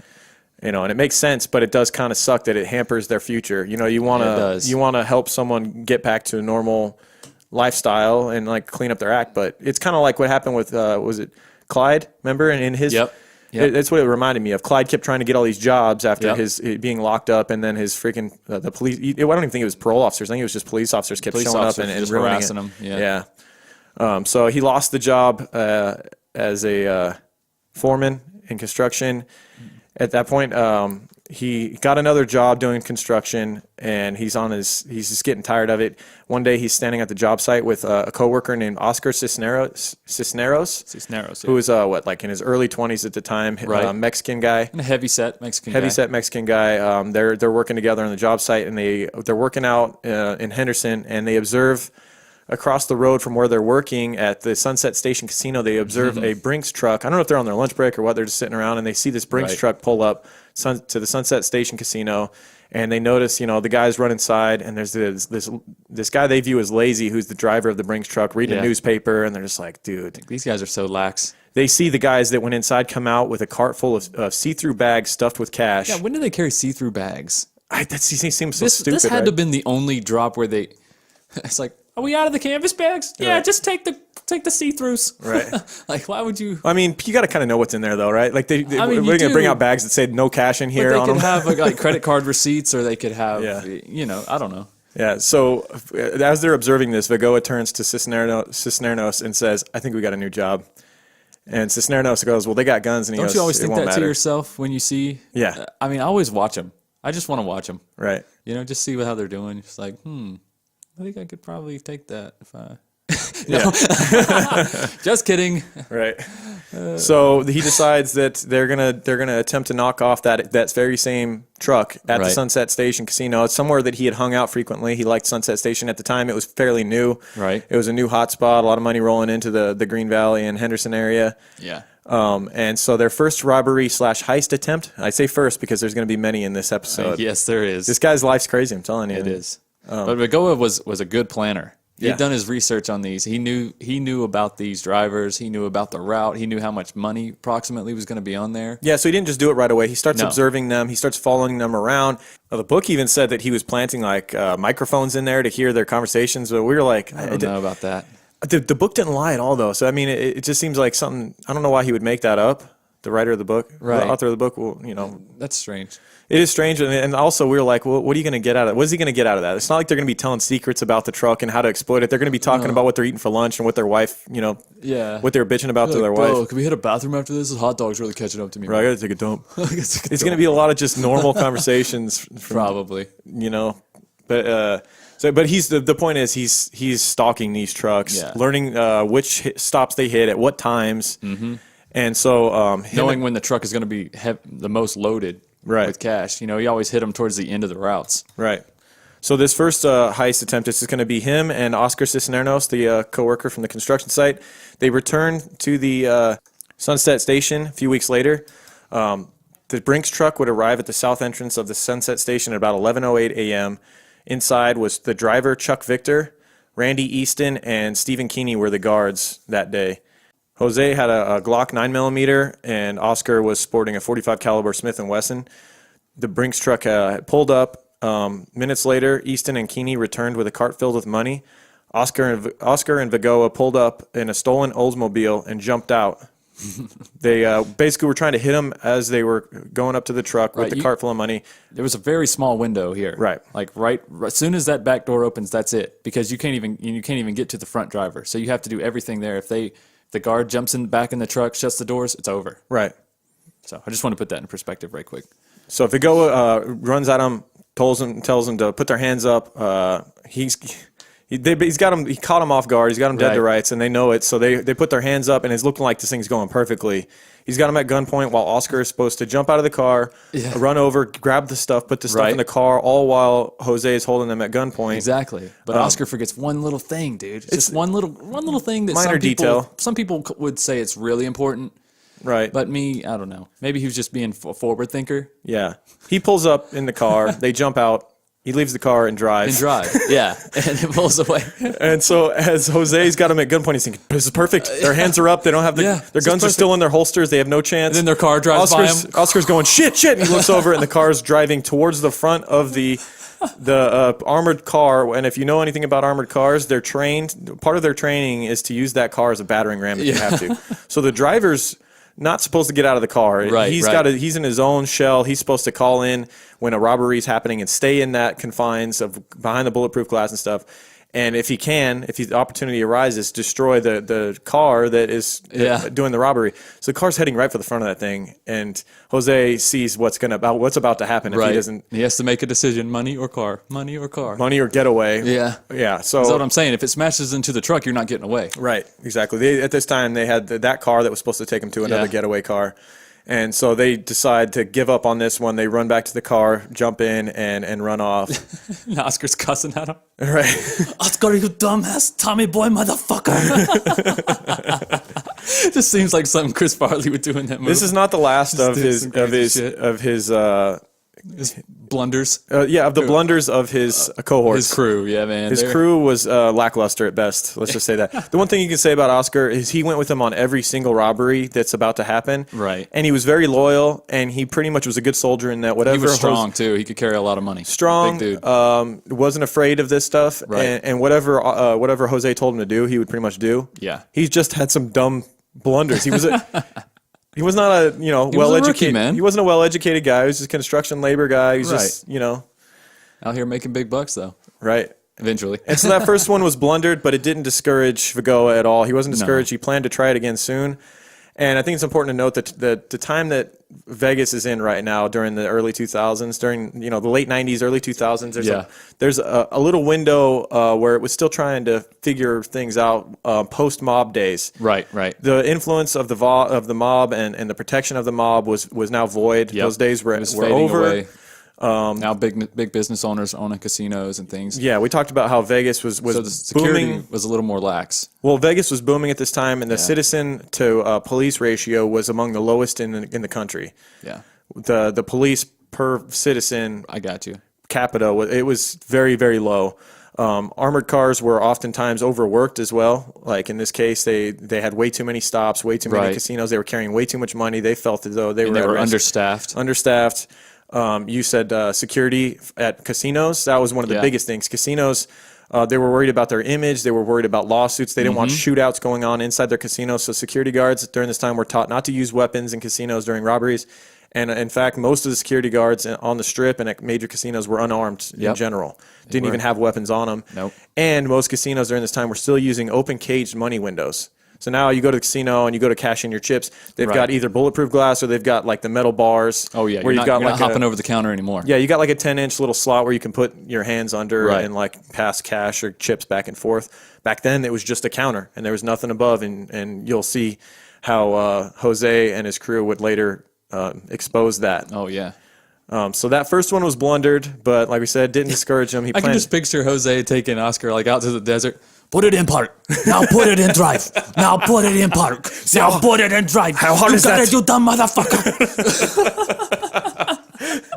Pistol whips. I could totally see that. Yeah. Dude, they were known to do that. They would go out and drill they would go out and drill in the desert. Yeah. He would teach them military tactics. He would tell them, you're not able to communicate during these things. They didn't want them to know their voices, so it was all hand. He would start to teach his guys. Right. He taught them all sorts of military hand motions, hand motions and whatnot. Military signs. tactics, and they would start opening their arsenal with each thing too. They would get to the point where they're carrying grenades, assault rifles. Shortly thereafter, on September 20th, 1998, they planned to hit the MGM. And so he had obviously been stalking this situation, hanging out at the MGM. He'd go there, he'd play tables, sit around, watch the routines of the Brinks trucks drivers. Yep. And so on September 20th in 1998 at 11:26 a.m., two Brinks guards had just collected cash and checks from the MGM's main cashier. They're on camera walking with a hotel security guard. Right, who is unarmed. So there's technically only two armed people here. Right. And so there's a weird thing about the MGM during this time. There's a corridor between where the truck parked and the exit doors. There was like emergency exit doors that they would go out from the MGM, and there's this weird like dark portion in the casino between where the doors went outside and where the casino doors were. There's this little corridor. The three men walk out of the casino into that corridor that leads to the doors that go outside. Now, there was a security camera in there, but like Lauren said, it was so dark. And then anytime the door opened, it's like a flash it's so of brightness. bright every day here. Right. So like the sun just filters in and you can't see anything. The camera tries to adjust. Yeah. So that's this situation was just prime for the pickings, dude. It was. He did his homework. Vegas at the time was prime for the pickings, but this situation, especially for MGM being probably the biggest casino at the time, doing this business practice of taking the money in this fashion was not smart. No. And so one of the guards, there's three of them that are going through this little corridor that leads outside. One of the guards is carrying a bag with about $1.5 million. God. Vigoa and his team were waiting in this corridor wearing dark jackets, light pants, and baseball caps. They're hiding in the corridor, and they ambush the three men before they could do anything. They have them dead to rights. Oh, yeah. They tell them to put their hands up, and he tells Oscar to grab their weapons. Oscar fucking bumbling around, trying to grab their weapons. They're locked in with snaps. He can't figure it out. He can't figure out a fucking leather snap. He's like jerking. Vigoa has to walk him through it. There's snaps on the guns, you moron. The guards end up telling him. Oh yeah, the guards are like, dude, listen, you're gonna shoot me in the fucking leg. Just take the fucking gun. Unhook it, man. It's a button. Right? You don't have to figure out a code here. It's just a snap. And so he gets them disarmed. He tells them, or Oscar puts their guns into the bag with the money. And this is the most successful situation you could ever imagine. They walk away with $1.5 million. It takes under 30 seconds. It's unreal how Nobody gets perfect hurt. this thing goes. You can actually watch this video. I only found it Yeah. on one place. There's it's actually in Spanish on YouTube. If you type in Jose Vigoa, there's a video that comes up about heists or whatever, and it's in Spanish. It's a Discovery Channel documentary. It's a right? Discovery Channel thing, and I couldn't figure out how to get it in English. But anyways, it shows a lot of the video footage from the different robberies. And this one, it's amazing how clean it was. It was like it couldn't have gone better. And Jose always talks about how in war, nothing goes according to plan. Just like these heists, and almost all of the heists that they do, nothing goes right. Like they plan it a certain way. This is the one.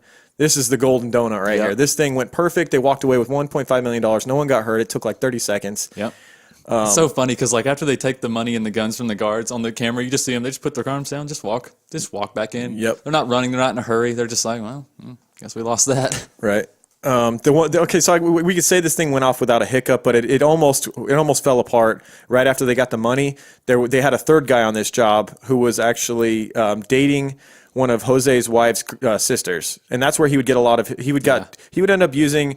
Besides him and Oscar, they would use one other guy on some jobs. Right. So they would have 3 people, but they would alternate between 2 guys that were dating Oscar's wife's sisters. Well, yeah, because Vigoa. Not Oscar. I mean Jose's wife's sisters. Right. Yeah, Jose Vigoa. Yeah. Like Vigoa didn't look at people outside his family as people he could trust. Right. If they were not family, married, blood, whatever, like that's cool. But if they were not, he usually didn't deal with. Oscar was the only exception to the rule, and he just found him to be loyal. Well, that also came back to bite him, though. Like in the past, no, it did. But I'm just saying that's why he chose these people. That's why he wasn't going out and recruiting good and technically skilled criminals. Well, he also looked at Cubans as people with principles, and like they wouldn't screw over their comrades, and like they had like principles, like I said, like never rat and stuff like that. Yeah. And so I think he liked to use Cubans, but judging them on the content of their character. Right, but like we talked about, Oscar was Mexican, but Oscar was I guess he liked his character right away and viewed the guy as loyal and But he'd gotten bitten in the ass before in the past by that Jose Diaz guy. That was a family friend, and he really was reluctant to bring that guy in on the business. Right. But he decided against his better judgment to do it, and it bit him in the ass. He ended up being a dum-dum that like gave way too much information to the FBI and got him caught in the first place. So he should have known better than to work with friends and family and stuff, and that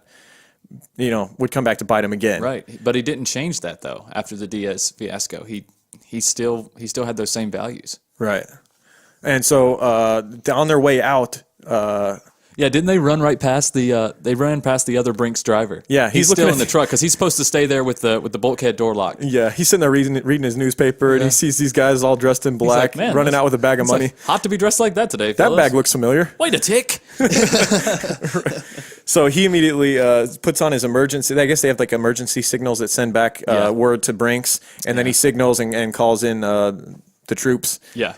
But it's still like they pretty much imagined that was going to happen, right? And everything's going perfectly, but they get out to the valet where their getaway driver, Pedro Duarte, guy who's dating his wife's sister, is supposed to be waiting in the valet. So they jump in the car and take off, and they go to their. Jose was always really smart in that they had multiple getaway cars. So they would take one getaway car to a location where there was another getaway car, ditch the first one, get in a new one. They were very proficient at stealing cars, apparently, because that was never even... That's not a problem.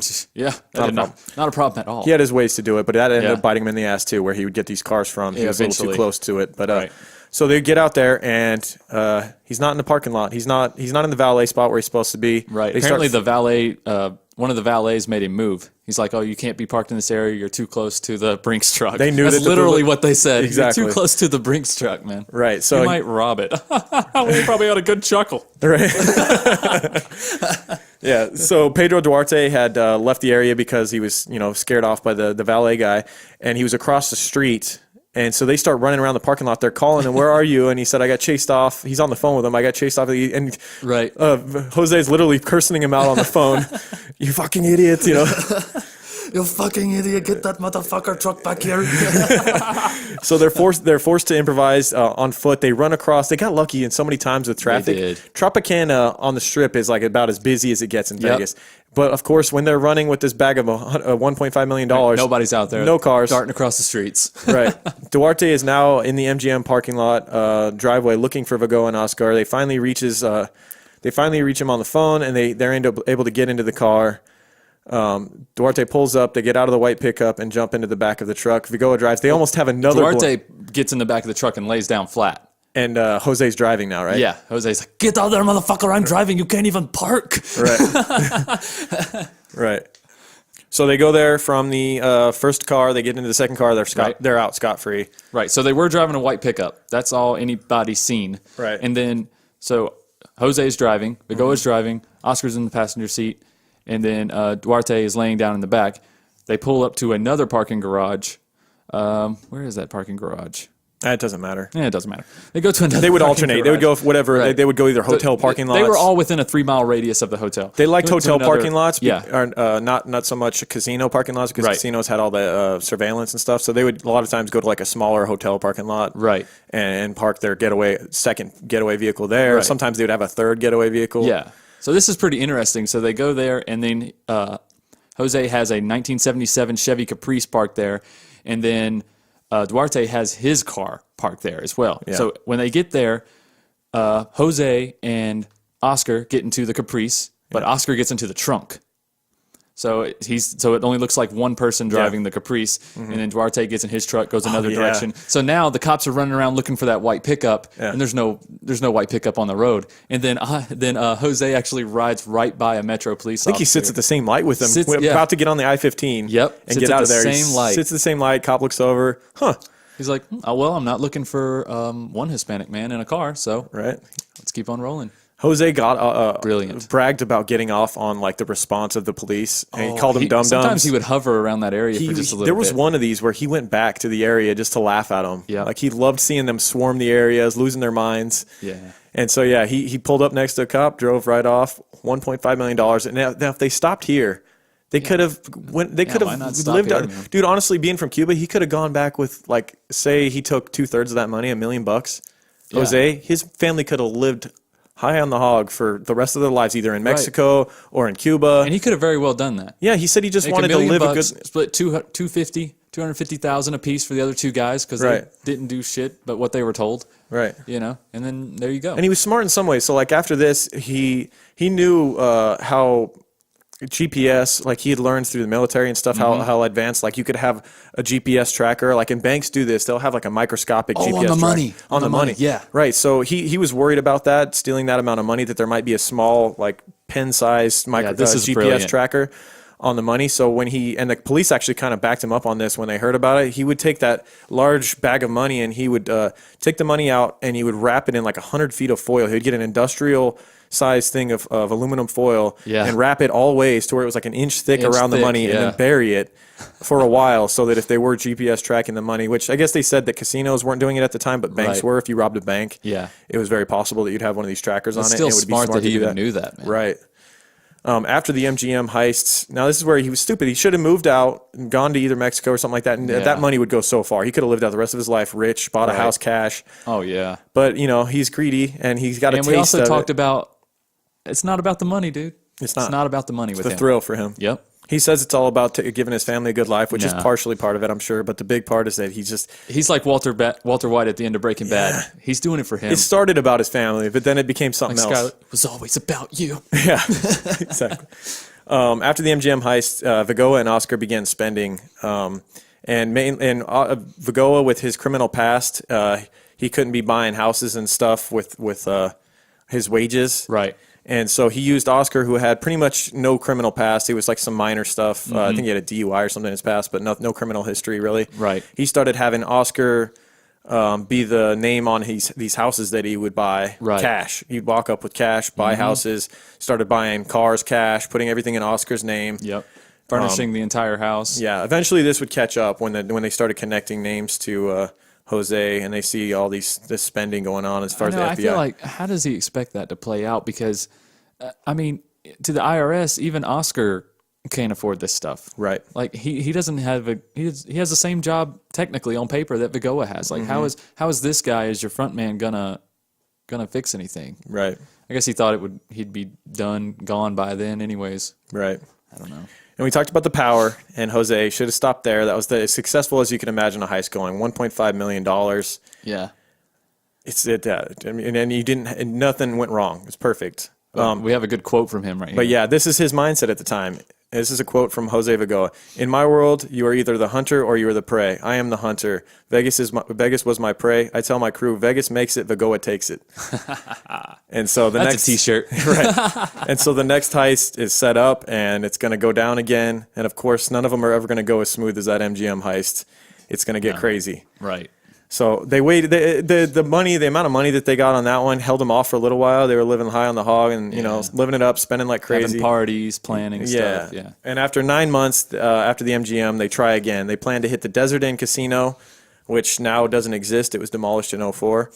They were smart tracking it like before, and they wanted to hit that one because it was the truck, that truck's final stop at a casino. It was like we talked about these Brinks trucks being overdriven, like the workers warning their superiors, like, look, you're making us do way too many stops. We're like, our practices are not as safe because we're rushing through this. Right. We're carrying way too much money. We're susceptible to getting hit. And but this was the last stop. They'd already hit all these casinos. Their truck was just loaded up. And so the Vigoa knows it, and he's planning to hit them at the Desert Inn, which is their last stop. Right. This is June 28th, 1999. The driver during this one was Randy Eastman. It would have been Chuck Victor. Now, we talked about Chuck Victor and Randy Eastman were on the first attempt where the car was in drive. And so they've already been attempted to be hit by Vigoa before. And normally Chuck Victor's the driver, but on this one, he's going to be the lookout for Donald Bowman, who is a construction worker, ex-Marine, Vietnam vet, and expert rifleman. The last guy that you want being in a Brinks truck that you're going to try and hit. This guy's got battle experience. He's been shot at before. And Jose's done his research on the Brinks company, and they don't typically hire men of that caliber. No, because they're getting paid minimum wage a lot of times. These guys were making like $9.50 an hour. And it's hard work. To put their lives on the line. Yeah. And that's another reason why he thought, these guys aren't going to try to be heroes for $9.50 an hour. Like, that's not their money. He didn't know Americans, man. He did, apparently not. We'll fight for nothing, man. We don't give a shit. Give us a reason to. This job is boring as fuck, man. Try me. I want to shoot somebody. Yeah, so Donald Bowman, like we talked about, Chuck Victor was more of the standard guy that Jose Vigoa was hoping for. Right. Chuck Victor he looked like, I guess the book described him as somebody who would be working, what did he say? A guy that, I don't know, maybe like a parking garage? A guy behind a desk or something. He was a drinker. He had divorces in his past, and he just wanted an easy job. And he was normally the driver, and a driver of one of these Brinks trucks is the easy job. You're not towing around the heavy things of cash and all that. But today, like we said, he was going to be the lookout for the guy, the runner, running the money in, which was going to be Donald Bowman. Or the hopper. The hopper. And so the plan was to ambush the guards as they opened the doors after they brought the money in into the casino and came back out, or after they loaded up the money from the casino and were bringing it back out to the truck. Right. This thing was supposed to be like they're going to hit them as all the doors of the truck are open at the exact moment where they can take out the driver and get all the money out of the truck. This wasn't they want the bag that's going from the casino to the truck. They want the stuff inside the truck on this one. Or even if the bulkhead door is closed, they'll just leave the driver in there because they don't think the driver is going to have the guts to get out of the truck when he's in a safe because they're bringing the heavy guns this time. They're not doing just handguns. This one, Jose's got a Chinese-made AK-47. He's got a Norinco 90 with a freaking suppressor on it, and he's going to hit them hard. And he's thinking there's no way they're even stupid enough to fight back. We're going to catch them by surprise. I'm going to come up with a fully automatic assault rifle. Right. There's going to be no Two negotiating guys, they're going here. to be so outgunned that they're just going to give up immediately. Yeah. But they hid out in the bushes for several hours in all black in June in Las Vegas. Oh, my God. Waiting for these trucks to arrive. They're hiding in the bushes by the doors of the casino, the Desert Inn. And there was actually a moment where like some other delivery truck saw the bushes moving and saw these guys in all black. I was like, what the hell's going on? They're like running off. Yeah. It's like, the wind's not blowing out here. Yeah. Bushes are shaking like a horror movie or something. Right.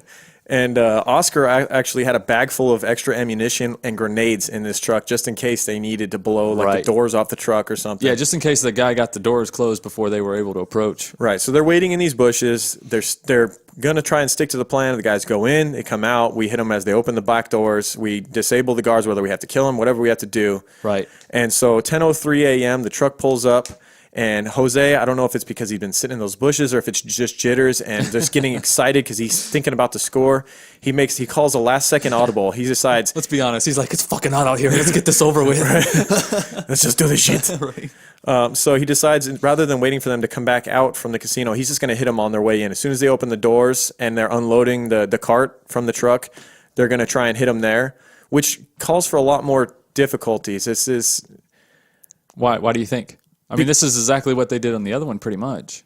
I They don't just know. didn't have as much of a corridor. So they had to wait until he had the door open because they weren't trying to rob what was on the cart here. They're trying to rob what's in the truck. No, here. because where he screwed up was he needed the runner, or Right. the hopper, Bowman, to be away from the door, like out in the exposed area. Yeah. But he jumped the gun, and that Bowman was just getting out of the truck with the cart. Yeah. When they approached, and he was within range to where he could enter the truck again. And once you get inside that truck and close the doors, Yeah. it's over. Yep.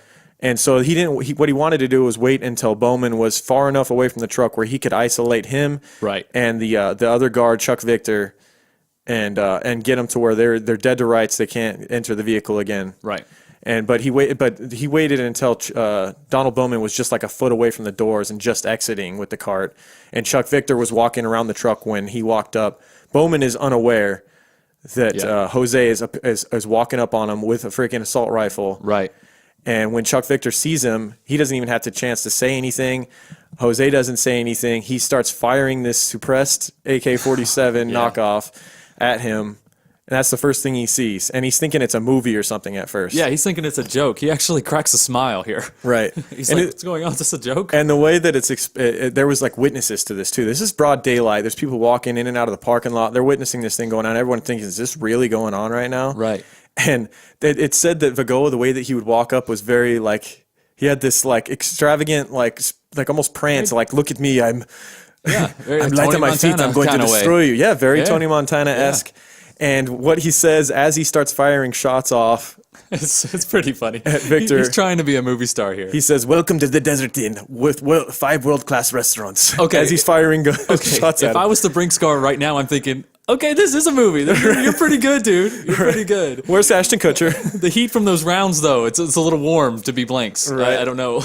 Yeah, the rounds from this are exploding off the doors of the Brinks truck. Right. And there's shrapnel firing off. And Chuck Victor, the last person you would expect to react in this way. A guy that seems like he has nothing to live for. Right. The guy that's just like the guy that took this job because he wanted an easy job. He's, heavy drinker, gambler, lives in a shitty apartment by himself. Some people are flight, some people are fight. This guy, maybe he didn't even know he had this in him until it happens. I think it even surprised himself. I think but so. But as he's being fired on by this Cuban military trained guy with an AK-47, he's got a 6-shot in a holster on his hip, dives to the ground, rolls halfway, unsnaps his holster, gets his gun out, rolls twice again, jumps back up, and makes his way to the... So he's done everything perfect. Right. Bites the pin out of the grenade, rolls it underneath the truck. Right. He makes his way to the front of the truck. He's shielded himself. He's got his gun ready to fire if need be. He hasn't started firing his weapon because he doesn't have a clear shot yet, and he only knows he has 6 shots, so he needs to make them count. As Jose is approaching the back of the vehicle, he's now up at the front of the vehicle. Bowman is exposed and doesn't even hardly know what's going on yet. He's caught off guard. By the time he turns around after hearing the rounds, Jose is now standing at the back doors of the truck. He's got him pinned between the truck, the open doors, and this is the guy that's the Vietnam vet, ex-military, Marine, badass, and he's looking at this guy, staring him down with an assault rifle who's already been firing. And there's this brief standoff that occurs where Jose doesn't just start immediately shooting at him, and he's not sure why Bowman's not sure why he's not shooting at him yet. Right. They're just staring at each other, and Bowman tries this trick that actually ends up working where he bows his head and kind of acts defeated, like, you got me, and he actually tells him, I'm relaxed, you be relaxed, Mr. Gunman, don't fire your weapon. Right. And then Some psychological warfare. He then pulls a movie routine, dives onto the floor of the truck. This shit is, this is what I'm saying, you can't make this shit up. This really happened. Wow, bitch, dives into the floor of the truck. Jose begins to fire. More rounds are exploding on the truck. Right. He reaches his arms out, grabs the door, and begins to close the door. Jose's still firing. One of the rounds, 3 pieces of shrapnel from one of the AK-47 rounds strike Bowman in his forearm, but he's able to get the door closed. He then screams to the driver that they're being robbed, being attacked, and Chuck is still outside. Chuck is now trapped outside, and one thing you know as a Marine is you never leave a man behind. Right, and Chuck is not a Marine. Chuck is not. That's what's so impressive about how he responded. I mean, he was the last person you expect to respond the way he did. Right. But Bowman is not going to leave him out there. He is trapped at the front of the truck, and at this point, now we haven't even mentioned, like you're probably thinking, where the hell's Oscar at this point? He was supposed to be approaching with his gun as well as 45. Right. He finally makes his way around, and he is now facing Chuck, who is at the front of the truck. Right. And he then opens up on Chuck. Now, Chuck is, like we said, he's alone. He's exposed. He starts opening up, but lucky for him, Oscar is a terrible shot. We said he's just your average laborer. He's not ex-military, freaking Spetsnaz. Right. He starts just unloading this gun, and they're hitting the ground. They're hitting the car. One round manages to hit Chuck in the calf, and he goes down. Oscar is now out of bullets, begins to reload. During this time, Eastman, the driver of the Brinks truck, he's about the truck is now like sounding like it's about to take off. He's got the clutch in, like it's about to go off. Bowman in the back, bleeding from the elbow, getting shot, had to close the doors, realizes Chuck's out there, and he looks up at Eastman and says, "No, we're not leaving our guy behind." Because they're going to kill him. He's already seen their faces. It's over at this point. He's heard their voices. Bowman's looking out the gun ports where you can shoot from, and he's seeing there's no angle to shoot at either gunman. Right. And he decides there's only one thing I can do here. He pushes the doors open again and begins to fire. He unloads his gun at Jose. By this time, Chuck is around the front, begins to fire at Jose as well, who's now retreating. Jose's backing up, firing his gun. Stupid hero bullshit. Stupid hero bullshit. We'll have some more quotes after this one of what he thought of this whole thing. Oscar now has his gun reloaded, starts beginning to shoot at Chuck again. Chuck Victor unloads his 45. Yeah. Long story short, this whole shootout ensues. The two gunmen decide it's Chuck has made his way up to the front door, and he's now unloaded. He's got no bullets left in his gun. He's realizing this is it. As he's being shot at from Oscar, he's got his keys, and he's like, if I can't get this door open, he's like praying to himself. He's like, this is it. He starts putting his key in, and the door flies open. Eastman grabs him, rips him up into the truck, closes the door. Bowman manages to get his door back closed again as Jose was retreating.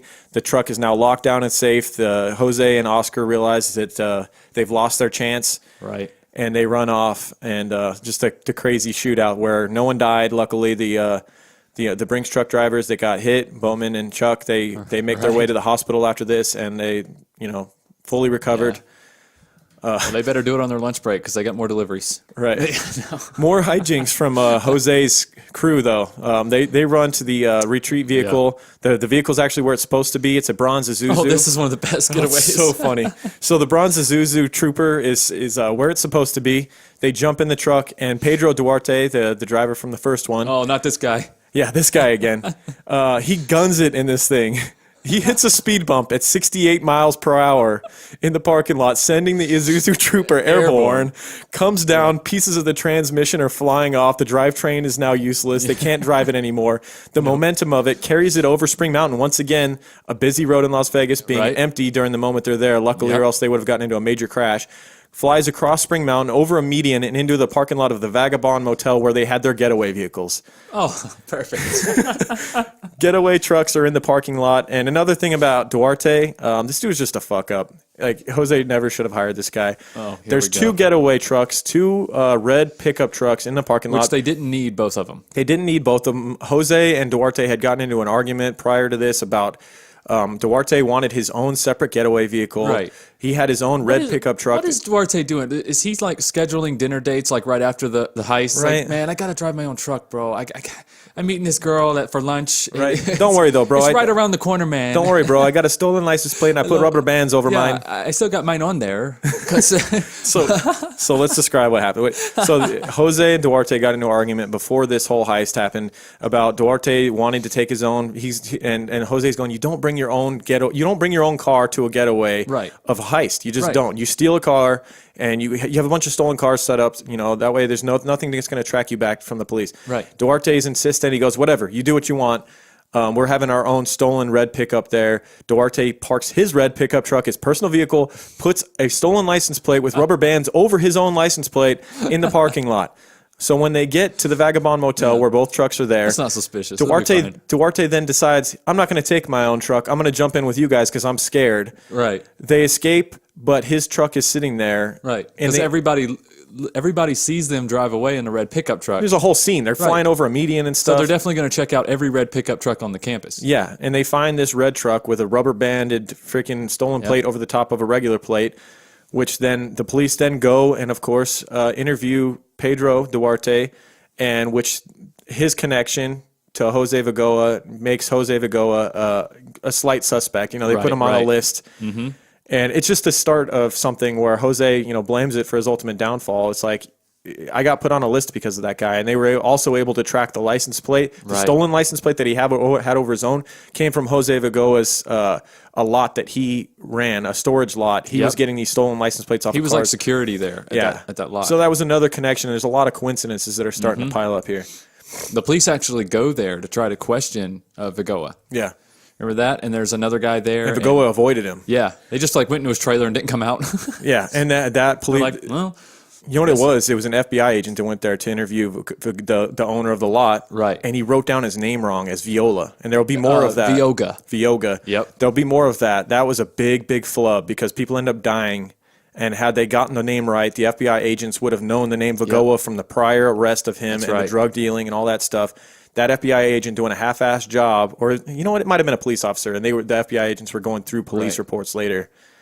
Either way, it was a shitty job. The officer that followed up at the yard of the stolen plate didn't really take it seriously. I don't know enough. how you leave the campus without interviewing the guy lot without talking to him. Right. Like they saw him go into the trailer. The fact that he avoided you tells you something, right? Right, and didn't come back out at all. And he was told that you were there, and you saw him, you could see him, and he just walks away. Yeah, and then you write his name down. I think it was Vigola. They wrote his name down instead of Vigoa. I'm pretty sure it was Vioga, dude. Vioga's his name. No, his name is Vigoa. Vigoa. Shit. Jesus. Sorry. We've only been saying it for the last hour and a half. Okay, Vigola, whatever. I'm that guy that wrote it down wrong. What's the difference? What's the difference? It's shitty work. So after the Desert Inn shootout, we've got some quotes from him, and this changed his outlook and resulted in deaths in future heists, the very next heists, as a matter of fact. Yeah. After the Desert Inn shootout, here's a quote from Vigoa. "I'm not trying to take money away from you or disrespect you or steal anything from your families. I want to take the money from the fat pig casino owners who have millions and millions and exploit their employees with peanut wages. Yeah. Next time we shoot first and ask no questions of nobody. I didn't ask the guards for their fucking wristwatches and wallets. Everybody wants to be a hero in this country." Yeah, that's where it came from, the hero bullshit. Yeah. Tired of this hero bullshit. Yeah. So he's from now on, he's going to shoot first, ask. But I think that's kind of what he did, though. In this last one, the DI, he just showed up and just started shooting at Chuck. Right. He just didn't realize Chuck was actually going to be a hero. Yeah. I can be your hero, baby. You think maybe it's just the way Chuck responded? Maybe he was just like frozen at first for like a few seconds, right? And then he thought, well, maybe he's going to try something. I think honestly, from what we'll learn in future heists from Vigoa is that he is a crack shot. He's a military trained badass, and if he wanted to kill Chuck, who was exposed, he would have. Yeah. But I think he was trying to scare Chuck and go, "Oh look, yeah, if he wanted to kill him, he'd been dead." He probably realized, look, oh shit, we just jumped the gun. We fucked up on this heist, but I'm going to scare them into just submitting right now. I'm just going to start firing at the doors and stuff, and try not to hit them, but scare the living shit out of them until they give me what I want, and we'll get out of here. That's one thing he did do, man. He tried to let people go with their lives. And on the next one where people lost their lives, you'll learn that it only takes one hero bullshit guy. Yeah. Not to, just talk bad about the dead, but he was standing up for what he believed at in. At the DI one, the shootout, and then at this one that we're about to get to, the Ross robbery in Henderson, there was one guy that one hero because I mean, honestly, if Chuck just submits right there and puts his arms up, I don't think Jose continues to fire. Maybe he doesn't know that, but it probably ends there, and they give him the money, and it's not their money, and he's not taking their wristwatches, like you said. Right. But more power to these. That's their job. It is their job to protect. That's kind of why they're there. Yeah. I'm not saying they should die for it, but at the same time, like in the Ross one, you kind of think that if it could have gone differently. You have to. But Lauren, like in your own mind, you have to weigh out what's going on here. Okay, you got a 6-shot revolver on your side, and the guy shows up with an AK. And he's already firing. Okay, maybe you should pick your battles. Yeah. Guy shows up with a knife. Yeah, pull the weapon on him. Dude, get the fuck out of here. Right. Or if he shows up with another pistol, hey, this is a fair fight. Right. But outgunned. Assault rifle, and then you're outnumbered too. And that's what incensed Vigoa about this one. He's like, they're so outgunned, but they're still damn American heroes. They all think they're fucking Clint Eastwood. America. But what would he have done? Like, let's say he was a Cuban Brinks truck driver. If there were such things in Cuba, I don't know. But let's say he was, and then some With dudes, his training? yeah, and then some dudes showed up and tried to start firing. I bet you he would have done the same shit. He would have probably been the hero guy. He'd be like, fuck that, they're not taking this. Maybe. Maybe. Or maybe he would just rob his own company. Give me a kickback. I don't like the pigs anyway. Right. Yeah, probably. Let me take a little off the top and you can have it all. Do you have any openings in your gang? Can I I'm a very good shot. I'm willing to submit a resume. Right. I was in Spetsnaz. I beat a boy with a baseball once. Yeah. So FBI and local law enforcement are closing in on Vigoa's crew at this time. They've noted all the heavy spending by Vigoa, Right. And Oscar being his front man for all of these purchases. Right. Now this takes us to the Ross robbery. So this is the one that they did that was not on the strip, not at a casino. This was it wasn't even a Brinks truck. It was a different company. It was an Armored Transport, I think it was called. A Brinks truck. No, I think it was Armored Transport was the company. It was a separate company. Okay. And there was a lot of controversy after this event regarding the company and their practices and maybe making things unsafe for their workers. Okay. With the broken door. We'll get to that. So Vigoa sees this one. He's, like we said, he's been studying all of these trucks, right? Right. And he actually goes to the damn lot of this company, Yep. Armored Transport, and he's going through their trucks at night. I guess they have weak security at their actual place where the trucks are parked. Apparently. He's breaking into these trucks at night somehow Right. and looking for any weaknesses to them. He's also observing the workers and seeing if he can find a perfect situation where maybe it's a hopper that doesn't pay attention, and that's what's going Right. on with this one. Right. The normal hopper of this truck that's working in Henderson, delivering, at the time it was delivering, I believe, to the Ross, right? Or to a Target that was in the same parking lot or Yeah, I something. think it was picking up from a Ross. Okay, it was Yeah. picking up money from a Ross or whatever, and it was scheduled to do this pickup, and he knew the time they were going to arrive and studying Yep. and all this stuff. And he also knew this truck was overloaded. Truck was overloaded. Overloaded, undermanned. Yeah. A truck that was broken, not functioning properly. And it only had two guys. also- It had just a That's what I'm driver and a saying, hopper. undermanned instead of one guy. And then the hopper that was supposed to be on this route this day was a very nonchalant worker. One that was would have probably rolled over. He was known in the face of a robbery. He was known to run. The normal guy would run with his head down, didn't pay much attention to what was going on. He Yeah. was just in a hurry all the time. had a but timid look to him, I guess. timid look to him. Looked like a guy that was to just give you the money if it came down to it. Yeah. And like you said, overworked. These guys had way too many stops during their day. Right. And so that's why this normal hopper would run, because if they wanted to get off at a decent hour, they had a hard ass boss working for that they were Right. working for. And they were basically told, you don't like it, you can get lost, Yep. They said, we'll fill your position with somebody else. Right. And the same thing was brought up when they would tell them, oh, this is broken in my truck, or this is unsafe. And they'd be like, well, if you can't work with it, we'll find somebody who can. Right. And so the normal hopper that we keep alluding to, the guy that would run and stuff, his name was Kevin Prokopich. He, however, had a sick family member, right? And so he had called in on this Right. day. He couldn't make it to work. And so in comes a guy named Gary Dean Prestage, a 23-year-old high school dropout who was that very definition of... I wouldn't say not driven, though. He's kind of a strange character. He is. It's like he was known to his friends as Tex. He was a guy that... He's the very definition of American hero bullshit. He's that guy... John Wayne inspired. He just wanted Loves to be, superheroes yeah. more than the average kid. His mother always talked about from the time he was a kid. Loved Indiana Jones. Yeah, and his dad hated that he had this job. Was he furthering his education in something else? No, he wanted to go into the police force or be a firefighter, but without a high school diploma, he couldn't. That's what it was. So he went to this. I guess it was the next best thing. I guess he wanted to protect something. He wanted Loved to serve guns. right away. Big carry gun weapons. nut. Yeah. All the guys that worked with him loved him, and he was the young kid that was like the gun nut that they would all ask questions about guns. Right. He always had two guns. He was one of the few hoppers that had his own personal gun and the gun provided for him. Right. He had the gun in the holster on his hip, but he also had and he had an ankle holster gun. But he was one of the only hoppers that when he would go in places, he would actually, on his way out, Yep. with the money, he had a handgun. He would carry the bag with one hand, and he had a handgun in his hand, loaded with basically his finger just off the trigger down inside the bag. So he's carrying it, and he's ready. Like this dude. Oh, yeah. Like try me. Yeah. And like he always told, like I said, and he would walk with authority. You know how we talked the other guy? We said the other guy would run with his head down. Yeah. Not Tex. Right. He's just strolling through there, And- like being observant, looking around. And his dad, like we said, hated the fact that he had this job. He had saw that there had been robberies going on of these trucks. He'd been paying attention to the news, and he wanted his son to do something else. But his son told him, I like this job, and if something happens, I'm gonna protect the money. I'm gonna go down if I have to. Yep.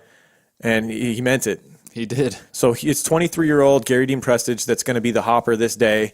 And Richard Sosa was the driver. He was was he a Mexican guy? I think he was a Hispanic man. This was also his 6-year anniversary. The date of his 6-year anniversary. Yeah, he had a party to go to that night, and he was kind of bummed out that Gary Dean Prestige was the hopper because the other guy was a lot faster. he was worried about getting off on time that day. And Gary's more like he would kind of like joke around with people in stores and like take a little longer inside. And the normal guy was business. Boom, in, out, run. Right. Gary's like, he's enjoying his job. Yeah, Gary would walk in with a ski mask. Give me all your money. How you doing, Karen? Right. Exactly. And so Richard Sosa's kind of giving him shit like, dude, please hurry up, whatever. Right. This truck, we talked about how Jose had been observing these trucks. Jose had chosen to hit this truck not only because it was overloaded, understaffed, all that stuff, right. but it had a broken driver. They had this separating door. What do they call it? The bulk door? The bulkhead door. Bulkhead door. There's a bulkhead door that when the passenger door of these trucks opens up, a bulkhead door closes, closing off the driver of the truck with bulletproof glass to where he is now isolated. Right. He cannot be attacked from the rear. He can't be attacked from the rear. He can't be attacked from the side door.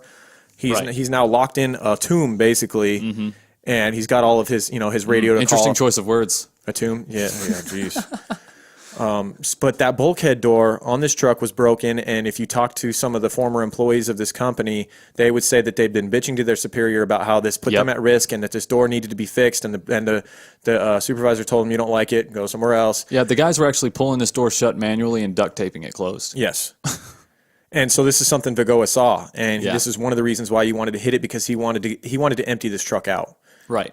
He wanted to isolate the driver, take him out if he had to, or get him to give up, and then he was going to have Oscar unload the truck, and this was going to be a big score. And so they were planning on hitting it. It was going to be Ross, and we mentioned it. It was in Henderson, right off Stephanie Street, in a little shopping center. Yeah. Yeah, and Vigoa and Oscar have been waiting in vans, and they had a new third person this time. They weren't working with Duarte anymore. What was the third person's name? Luis Suarez. Luis Suarez, yes. So he's going to be the new getaway driver. They're done with Duarte. They've written him off. He's screwed up enough times. He's brought police attention onto him. He's freaking hitting speed bumps at 68. Right. They've moved on to a guy who's also dating one of Jose's wife's sisters. Right, still another Cuban guy. Another Cuban guy. Family. So they pull up. They're waiting, and Oscar. They're waiting in two vans, right? They're waiting in two vans. They've put in black cardboard on the windows. Right. They've put a bunch of boxes up by the driver, so where they're sitting in these back of these trucks and vans, and no one can see them back there. And they're just waiting. No, you're not seeing it all. They've been in there for a while, but they're waiting for truck 3280, which pulls up at right on time at 11:25. Yep. So he sees them opening the door, and Gary's walking out. So he has $69,348.40 approximately. This is on his way back out. He went into the store. He's already went to the store. He's got the drop. He's coming back out. But that's not what they want. They don't give a shit about Ross money. Right. They want the door open to the truck. Right. So Sosa sees Gary coming, and opens the hopper door. Now both men are exposed. Right. Because it was very hot that day, so Sosa didn't even pull the door shut manually. He was like, "Oh, this breeze feels good. Let's just let's just chill." So now Vigoa and Oscar are making their move. So they come out. Oscar yells, "Don't move! Turn around slowly, hands in the air." Gary stops and turns slowly to face Oscar. Doesn't freeze at all. He's got his gun in his hand in the bag, and Oscar doesn't even know it yet. Well, Vigoa sees that. Vigoa notices the holster is empty. Right. And I think this is where he shouts out something. Oh, I got it right here. He says, "Oscar, pay attention! Shoot the motherfucker!" Right. Because he's obviously has the gun, and Vigoa had already picked up on this. It's in the bag. Yeah. Gary's going, "This is my chance." Yeah. This is what I've been waiting for. Right. He's like, "You feel like..."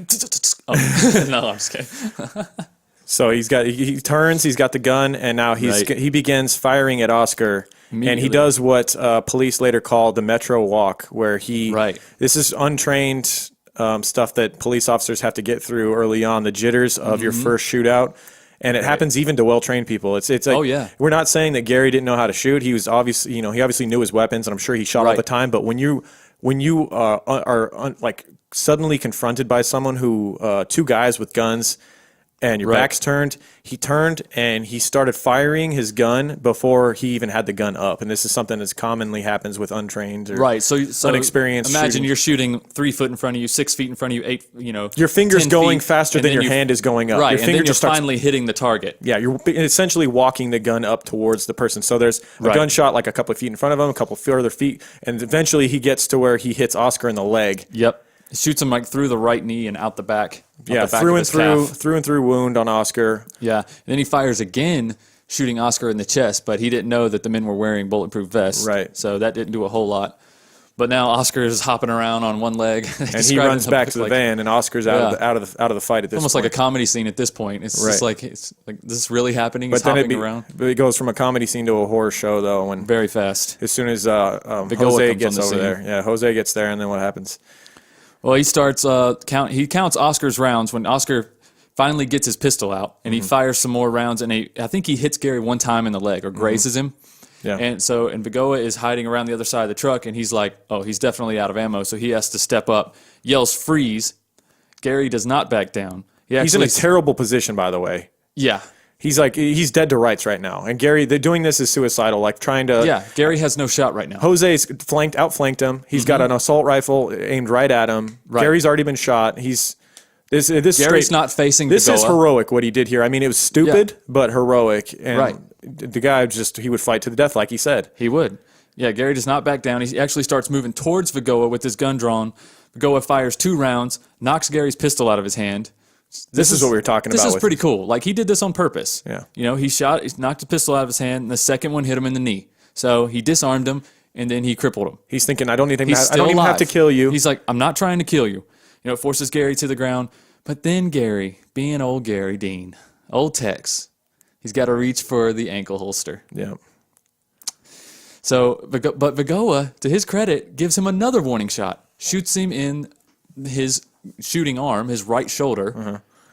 And Gary's like, that's okay, man. I got another hand. I'm not going down. Still reaching, yeah. Still reaching for a gun, man. That's heart. Yeah. That's heart. I mean, at this point, though, I guess in his mind, he's thinking, what do I have to lose? Yeah. Maybe I can at least save my partner if I take this guy out. These 7.62 rounds have already ripped through him, and he's likely to bleed out at this point as many times as he's already been hit. Yeah, this is not even though like they're not how, vital wounds. This is not how movies portray gun holes, where it's like a little hole and there's a little blood stream. No, this probably blew off his shoulder, out his shoulder blade, gaping wounds. He could die just from these non-lethal hits because or typically non-lethal. Right.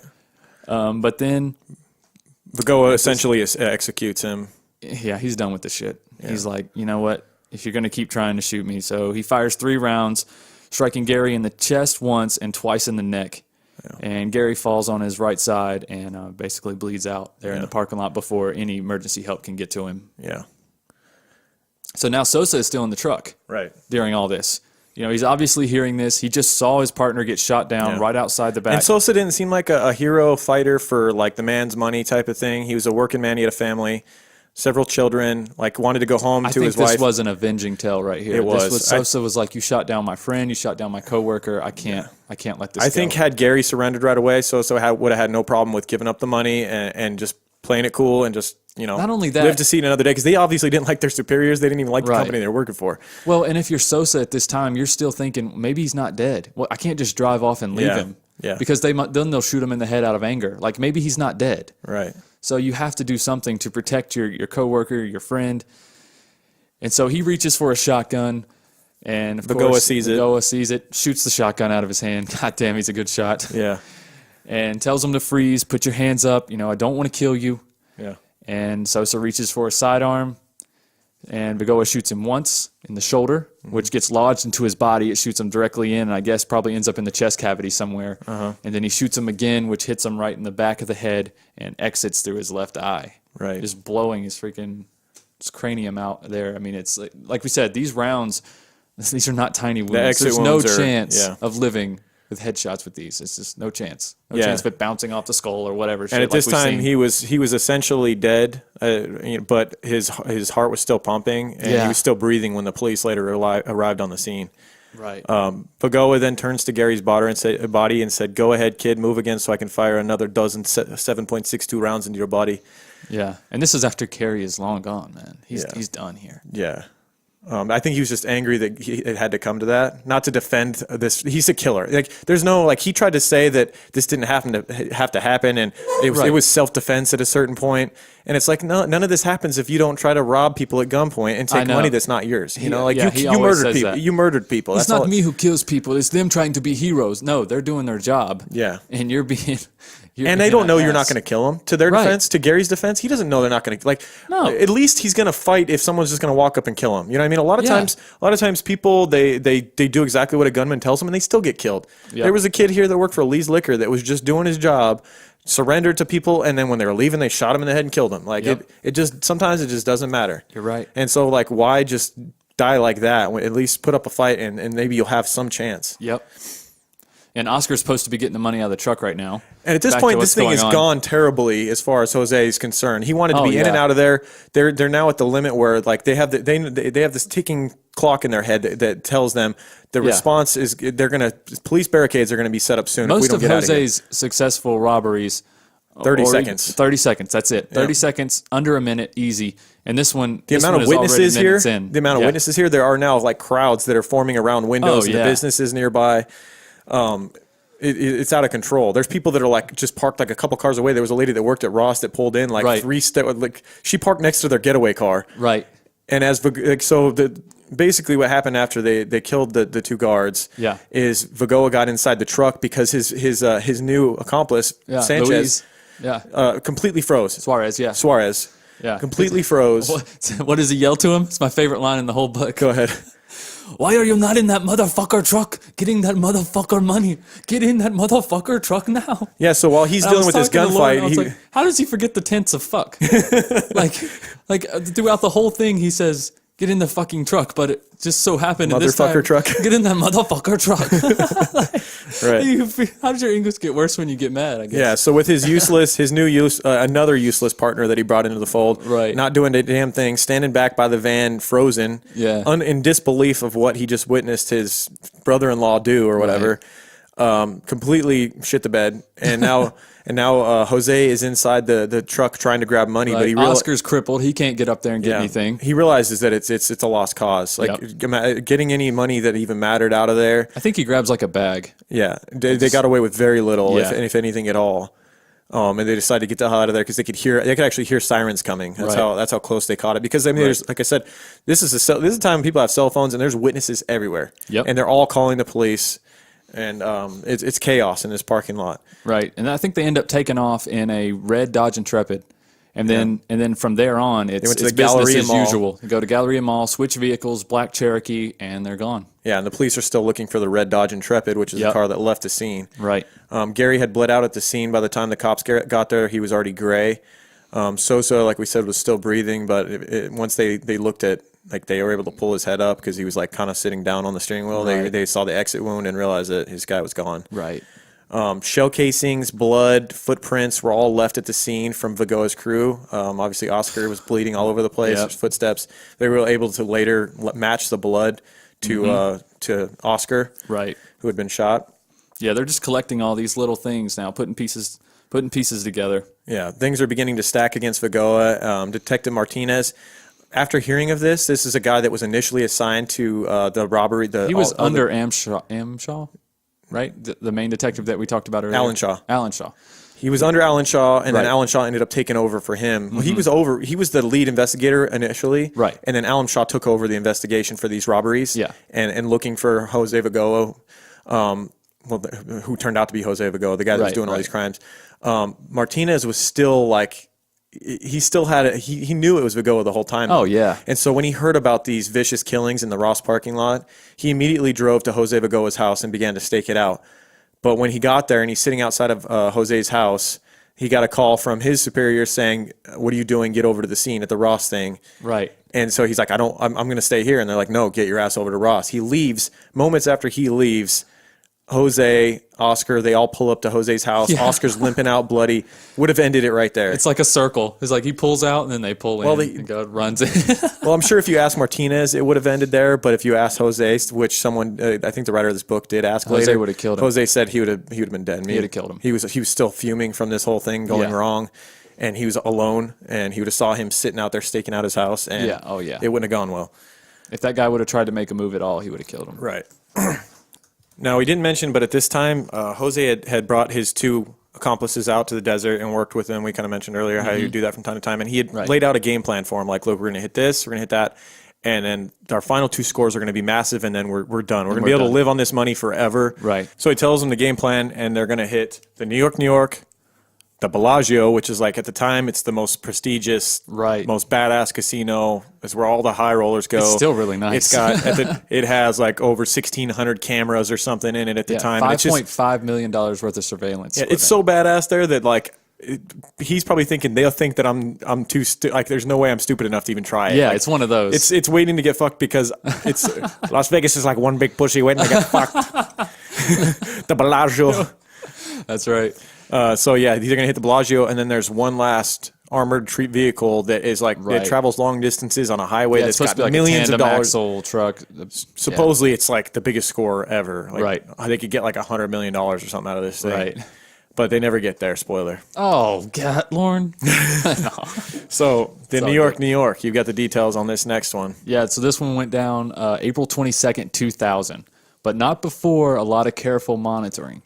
Yeah. So Jose was the heat's on him, man. They know it. Yeah. The heat's on him. This is nearing the end of their run, but Jose's not going to go down with a fight. Right. So he's there. He's going there every morning. Checking it out, playing the slots, drinking a little bit, just chilling, watching the operations, and he notices in this one area that these 2 security people, they push a cart that is covered up so you can't see what is underneath it, and it seems to be heavy.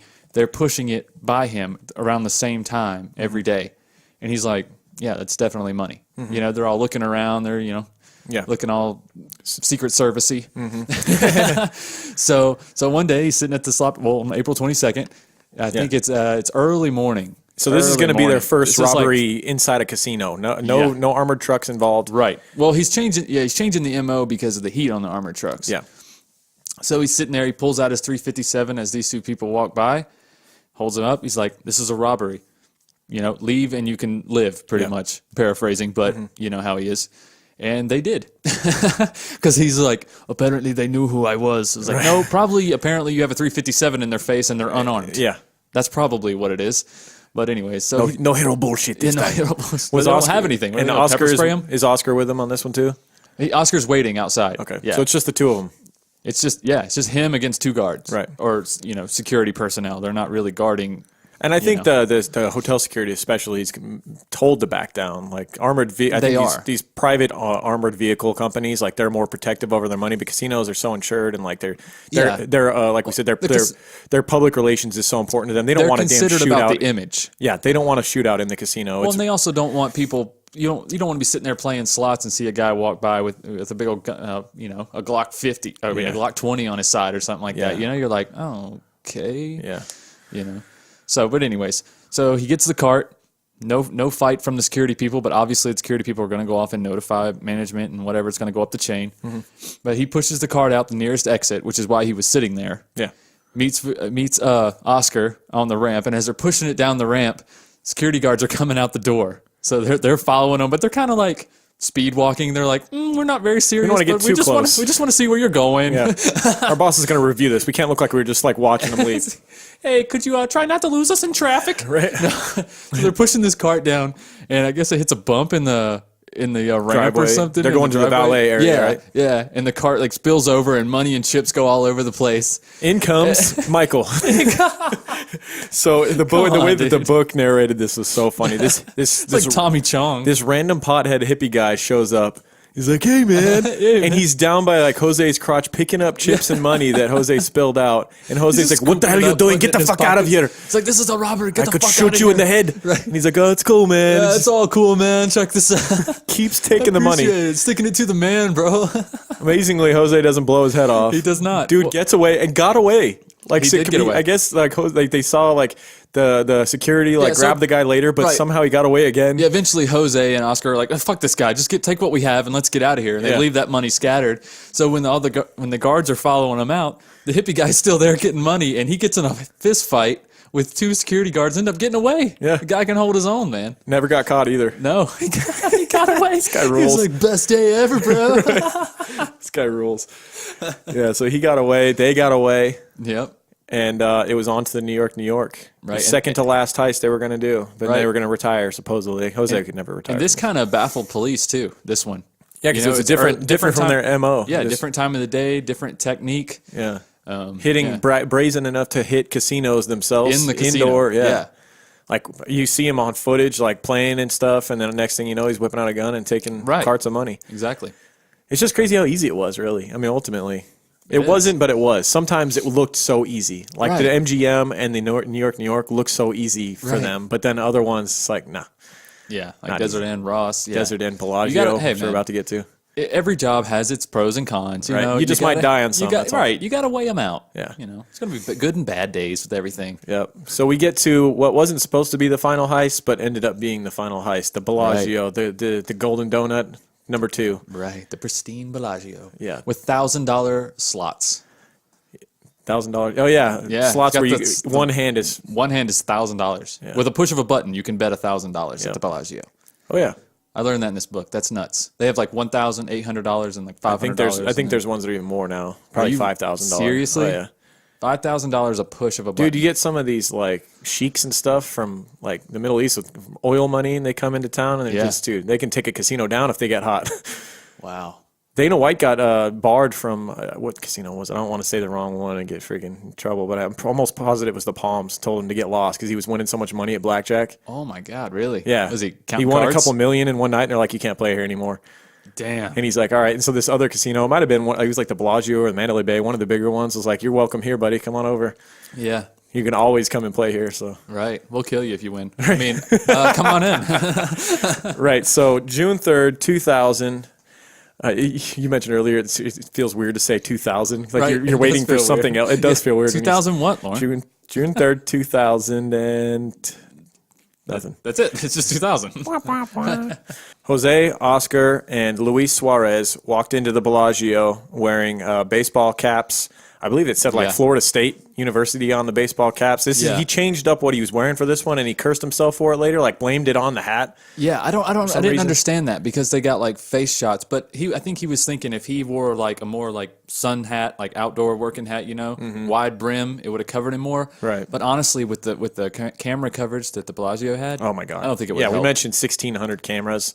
But in the book, I mean, he is quoted as really blaming it on that fucking hat. Yeah, and he wore sunglasses indoors, and he was wearing leather gloves, and that's really what got him like noticed. So like him and Oscar and Luis, they walk up to cash counters, and we mentioned earlier how like during this time they were just a counter, and there was nothing above it. There's no cage, no nothing. Right. They walk up. Jose's standing there. Luis and Oscar jump the counters. There's a bunch of workers back there. They take these crowbars and start busting open the drawers with all the money. Right. Which have locks, but it doesn't matter if you got a crowbar. Right. They start busting them all open, taking the money. Jose's standing at the counter still, caught on camera like a bunch of times. He looks over right in the camera. Looks over his shoulder directly at a hidden camera several times. Clear shots of his face. Yep. They run out, but they're being closely watched by, at the time, one of the hot security officers in town. Like this guy, he was the man. And like hot security, like he was really on a roll. He was, dude. This guy was. He was a rookie, but he was having a hell of a season. Yeah, let me tell you, dude. He broke the record for yards that year. He'd just gotten promoted. He's like the lead security guy, and he's looking at cameras and discussing with a woman who they're like changing angles on blackjack tables and stuff. And he's looking at the counter, and he's like, "That guy's wearing, that's weird that he's wearing sunglasses. Why is he wearing sunglasses? He's wearing gloves. Hold on a second. He's got a gun." Yep. And they start zooming in on him. They're following them. They're taught at the time to just follow these guys, not engage with them, just follow them, get as clear shots as you can, see if you can figure the valet security guards outside. They wrote down the license plates and got a clear image of the license plates. They did a great job. They did a great job of just did an tracking amazing them. job. And most of the people in the Bellagio probably had no clue this was going on. They didn't like the blackjack dealers. Yeah. Everybody had no idea what was going on. Their There's days people was not still ruined. Everything was The book fine. described how there was a loud yell in the thing, and it was somebody winning at blackjack while this whole thing was going on. Yeah, and so awesome. Jose and his guys they fled with about $160,000 in cash and casino chips. Right. Unknowing to them, the police later released a statement saying that just feet away from where they were, there was an unlocked door that led to a counting room with millions of dollars in it. It had over $2 million in that room Yeah, had no idea in cash. So if he'd have done a little better planning, That's right. He messed up a lot here. Yeah. Like he underestimated the cameras. He wore gloves inside, but I mean, I kind of understand that, but why not wear like it's like any gloves case that match your skin tone a little bit more or something like that you couldn't necessarily tell. And then he also held his gun near his chest during the robbery. Like, why not where you have can it see it. down below the counter? You're standing at a counter. It's odd. like any case we do with either serial killers or whatever. Any repeat offenders, any repeat criminals, they get more brazen, they get more cocky. If they don't do. get caught, they just start doing. Now he's just straight up robbing counters in casinos with his face out there. Right. And to it's put the biggest casino in town. And to put this into perspective, the mood he was in the night before. The night Oh, before he was at a this, they were party. having a big party. Yeah, like all the family, they were out there. They were salsa dancing, having a nice cookout, and drinking whatever, just chilling and living large. Yep. And they're feeling pretty untouchable. Like he's feeling like a drug lord again. I think. Yep, He's feeling like a master criminal. that was on me. Sorry. That's all right. And so they make their way out the doors, and they get into the getaway car. Security is closely following them, but not too close. Right. As they're driving out of the parking lot, two security officers are in a vehicle trailing them parallel, but a little ways back. Right. Yeah, this is incredible. Jose, in the passenger seat, reaches out, fires his handgun twice at the car. Yep. The first shot takes out the tire. First one And the disables second their one- vehicle. The second one hits the wheel. Yeah. Again. God Almighty, he's a good shot. Right. This They might said be our it new was- crush, our new criminal crush. Jose Vigoa. I forgot all about Panzram studying this guy. Right. He was always on my mind until I got to Jose Vigoa. Right. He's a superhero. He is. Super villain. Super villain. That's right. Yeah, so he disables the getaway car. They get away, but the damage has been done. The police respond. They get access to all the video footage from the Bellagio security. Right. They start putting pictures of Vigoa's face all over TV. Oh, yeah. The one request the Bellagio had was like, don't put the shots of him at the counter with no cage, please. We don't Right. need this happening again. We don't want other criminals realizing we have no cage. As of right now, we've already called a contractor, and there's going to be a cage tomorrow. But until then, please. then. We were stupid. We realize it, but please, no shots of that on TV. But there was a shot where he went into a room briefly, and there was a camera in there, and they said it was like a Scorsese directed movie. Like you couldn't have gotten better shots of his face. Right. To the point where Vigoa even said himself, he immediately started getting calls from all of his friends and family, going, "Hey, bro, I saw you on TV. I saw you on TV, bro. You better get out of there." Better get back to Cuba." So when Alam Shah and the FBI detectives see the pictures, they know it's Vigoa right They're away. pretty sure, yeah, like 90% sure. They're pretty sure, and then they get a call from Jose Vigoa's probation officer, and he calls the police and says, "I'm almost positive that that's my one of my clients." Right. He's like, but I need to see, he wants to see the original tape to be sure. FBI calls the police department. They get in contact with the security at Bellagio. They all meet up. They have a look at it. He's looking at the grainy footage that the police had initially, and he's like, I'm like 90% sure. So that's when they call the Bellagio. They go over there where they can get the actual what do they call it? HD, the 4K. Yeah, the original footage that hasn't been copied and all that. And that's when he says, "Yeah, I'm 100% sure that's Vigoa." Yeah. And so that's when they start planning their takedown of him, and they're going to utilize the probation officer as a way of doing it, as a way of getting a hold of Vigoa, because they have Vigoa and his probation officer have an understanding as far as if his probation officer pages him, which Vigoa had a pager at the time. He was trying to play it cool, like he was broke as hell, and he was working at this storage lot where he lived for like $200 a month, and he couldn't even afford a phone. That's what he was telling his probation officer. And his probation officer, another overworked person, had like 80 clients, just went with Vigoa on that and believed him. Had no idea he was balling, had millions of dollars and buying houses and all this stuff. Right. And so he was using a pager to contact Vigoa, and he pages Vigoa and says, "We need to meet right away." Right. Vigoa at the time was at a tire shop because he had just leaving his place. This is a few days after the Bellagio robbery. Had just left his place, and a tire blew out in his car, and he went to a nearby tire shop, and that's where he called his probation officer back after getting paged. Yeah. Police were able to This track is pretty the- cool. The police figure out where he's at, and then they call that shop, and they're like, "Hey, take your time on that guy's vehicle. Take your time We're on that coming tire. to get him." Yeah, take your time on that tire. Tell him you don't have the size or something. Yeah. We're coming down there. And so an unmarked FBI agent shows up, and Vigoa can see him looking at him outside. He's pretty sure that he's being followed. Luckily for Vigoa, he's gotten lucky a lot in this. He has. As most repeat criminals, sometimes they have breaks their way. Yep. His wife shows up to pick him up because the tire's taking too long. In her new Pathfinder. And a chase ensues. Vigoa gets in the driver's seat. The police show up, and he sees them, and he takes off. One of his daughters is also in the back here. He's got his daughter in there. Real ballsy move here. This is Windmill and Pecos, a tire shop that was there at the time. I don't know if it still is. They're in the sport utility vehicle. They followed him and tried to make a traffic stop. Vigoa sped off, leading to a chase onto the US 95 freeway. Big, that's commonly traveled here. Right. Southbound in a chase that reached. This was around 5 o'clock. This is 5 o'clock traffic. This is tough. The 95 is not where you want to be at 5 o'clock. No, not at all. 100 miles an hour chase on the freeway at 5 o'clock traffic, putting a lot of people at risk.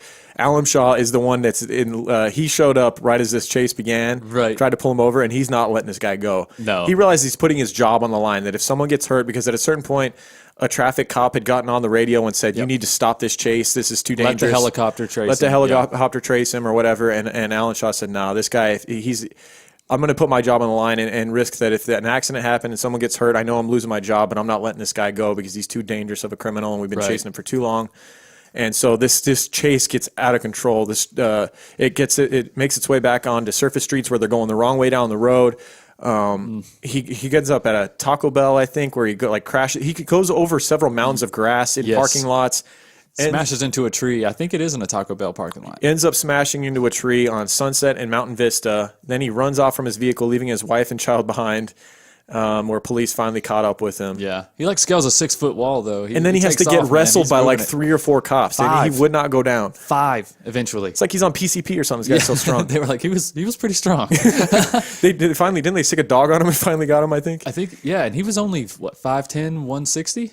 Yeah. Is what they said he was? Yeah. Yeah, he was scrappy. Little feisty Cuban, man. He's scrappy, boy. Now, simultaneously as this chase was coming to a close, the police were also enacted a search on Oscar Cisneros' home. They went to his home out by Nellis Air Force Base on Cordell Drive. They went to his home, sat him down, told him they had a search warrant. Very friendly at first. Very cooperative. Until they found his stock. He was confident that they wouldn't find his guns, and for a while they couldn't find them. Right. But they persisted, knowing that there's got to be something in here. Yeah. And eventually, in his closet, they found a vault below the carpet that was about the width of the door and shoulder height when you went down in there.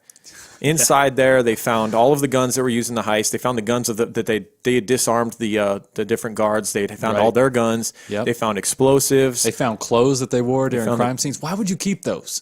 Right? The Why stupid would you hat. keep those? They kept the fucking Florida State hats. Right. Why? I don't know. They're not that smart. Burn all that shit. Right. They kept the jackets that they wore. Yep. The gloves. And then freaking the watch. The big fancy watch that Vigoa would wear. Wore. The watch and the sunglasses were in there. Yep. I mean, and so once confronted with all of this evidence, even at his home, they sat down at his own kitchen table and sat to Oscar, and they were trying to offer him a deal. Like, look, you can, your boy's going down, but you can save yourself. You got a good family, you got a lot going for yourself. You're young, you don't have a criminal record. Like, if you talk to us and become an informant, like your sentence will be not that bad. That's when Oscar began to spill the beans. He talked to him for hours, and they basically they tried to play stupid with him. Like, so which heist was next? Was it?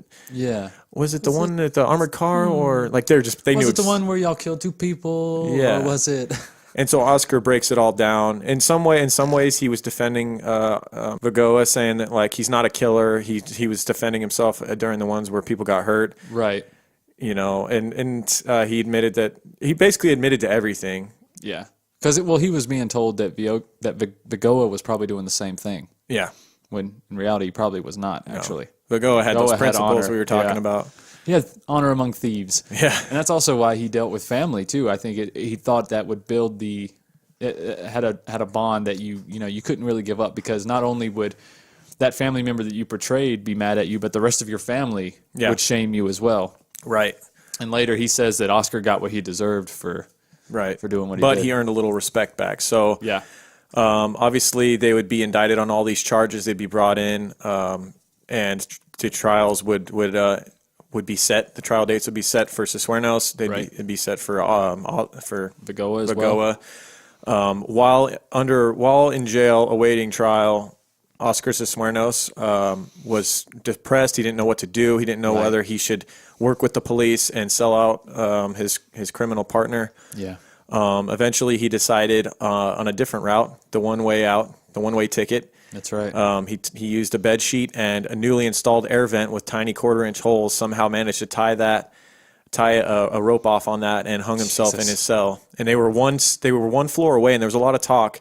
Jose and Oscar were one floor. I guess Oscar was just above him, or just below. Yeah, Jose was just above Oscar. Like literally, The cell directly above. exactly above. And there's him. a lot of talk of maybe Vigoa communicating, sending him a note saying you should just kill yourself. Yeah. For ratting me out, and you can win back some honor, and your family won't get hurt. There was a lot of talk that maybe. Well, Vigoa said that the normal practice for someone that did what Oscar did would be to kill them and their family, right? Unless you take your own life. Mm-hmm. So, I'm pretty sure he gave him an ultimatum: if I get out of here, I'm killing you and your family. So you can either end it now. So he said that he couldn't forgive Oscar for what he had done, ratting him out, but he said that he at least earned a little bit of honor back, and he protected his family by doing that. Mm-hmm. And so the jury, I guess leading up to the trial, Jose was kind of treated like an animal, like Hannibal Lecter type. Oh man, it was Like they had obviously the media was all over this thing, right? And the trial was coming up, and they had this path that they would take from the jail to the courthouse. They were afraid he was going to escape because at one point he tried to escape from his jail cell. He had whittled out. He'd used like a piece of metal from the mirror in his room, from the and mirror frame, and cut into the concrete on the little window he had in his cell, and he almost got out. There was glass that was it was 2 glass panes on the outside with 4 plastic panes on the inside, that thick, and he had filed through and was almost out. Big but there was escape. supposedly a 50-foot drop below that window, but he was going to make a bed sheet rope and drop the rest of the way down. How many bed sheets you got, dude? Yeah. Well, I mean, I guess if you got 2 and you stretch them out, maybe that'll get you, I don't know. He was going to break some 16 bones and shit. He was going to panzer this shit, but he didn't care. Yeah. He's going to hobble away on 2 broken ankles. The only way he got caught on that one, he would have at least gotten out the window. It probably would have gotten really jacked up and caught eventually. But some police officers in a parking lot across from the jailhouse saw that one of the windows from the outside looked damaged, like something was up. And so they told the warden at the whoever's running the jail, you need to check this cell. Something's up with that window. They went in. They couldn't even figure out what he had done. They couldn't get the window dislodged. Right. Eventually, they gave up, and then the guys, the officers that saw the damage from the outside, they're like, look again. Something is wrong with that window. Right. Well, they said that and then to throw him off, they said that they were going to search his cell because another inmate was making wine. Yeah, and they wanted to search for some of this illegal wine. Just wanted to see if you had illegal wine or whatever. But they were searching for the window damage. Yeah, and that's what kind of threw him off his guard. Yeah, because he's sitting there like, oh, well, I don't have any wine, so whatever. Right. Oh, the hole in the window. Right. It's stuffy in here. I don't. Now it's important to note that leading up to that. This escape attempt that he was going to try and do, he had gotten offered a plea deal by prosecutors to basically admit his guilt on all of these criminal charges, the murders, the Ross murders, all of the burglaries, just everything, every criminal thing, 46 criminal accounts. Basically, the only thing it would protect him from, he would be in prison for the rest of his life. He would get endless years, but he wouldn't get the death penalty, which is an option in Nevada. Yeah. And so he basically said, I'll sign whatever you want. I'll take this plea deal. I don't care, because he was planning on escaping. Yeah. But once the escape was discovered, or the escape attempt was discovered, he still decided he'd already signed the plea deal, and that's what he was going to do. And so it avoided a costly, lengthy trial and all that stuff. It gave justice to the victims' families. The father of Tex. Yeah. And I've actually got a statement from Tex's father. This one is rough. Yeah, it's pretty heartfelt read. It's a little lengthy, but it's worth mentioning. The connection that him and his son had was just... Yeah, it was his only son. Yeah. His only son. All right, so he's quoted as saying, I am a father appealing for justice. On March 3rd, 2000, I realized every parent's nightmare. I received the one phone call a parent never wants to receive. On that day, my son, Gary Dean Prestige II, was murdered by violent criminals. That was the day my son and I died. If you take the life of a father's only son, you also take the life of a father. And not only has it destroyed my life, but it has destroyed my family as well. Each day I pray that I will be taken soon, for I can no longer live with the pain. I no longer have a reason to live. My son was my whole life. As a father, I was blessed and proud to call him my son and my best friend. Gary and I spent most of our free time together. We had a very special father and son relationship. He once said to me, "Dad, I will never leave you." And he was right, for he will be in my heart and my memory forever. I only wish I could hold him one more time and tell him all the things I forgot to say. On our last day together, our parting words were, "I love you, bud, and I love you too, Dad." That was the last time I saw him, and just a few hours later, he was gone. Oof. Yeah, man, that was a rough part of the book. And you feel for Sosa's family. He had kids, and yeah, it was just... Right, and now every year on their anniversary, Yeah. now it's the anniversary of his death instead of the anniversary of their marriage, you know? Right, right. Totally transformed that day. Wow.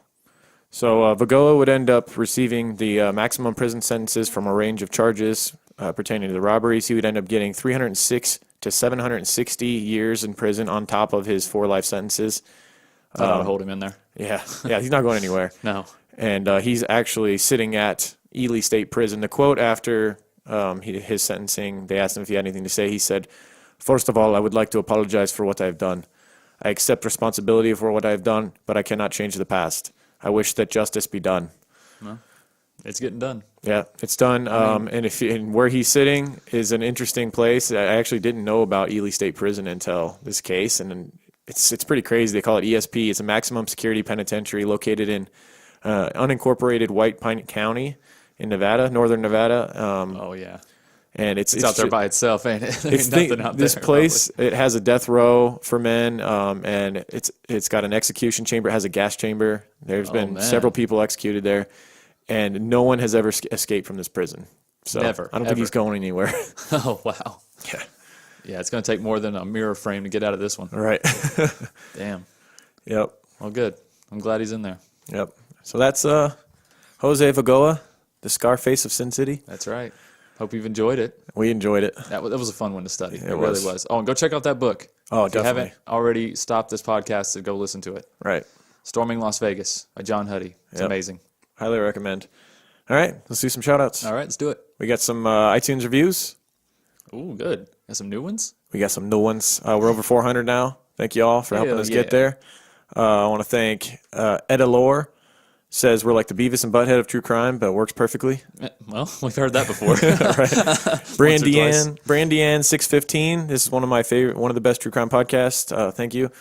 Blue Persuasion upped her. She just continues to. It just keeps rating. Keeps rating us. Does it delete her old ones? I think so. Yeah, that'd be cool if you could just keep piling on, right? One person rates us 500 times. Yeah, I think it deletes your old ratings after when you do that.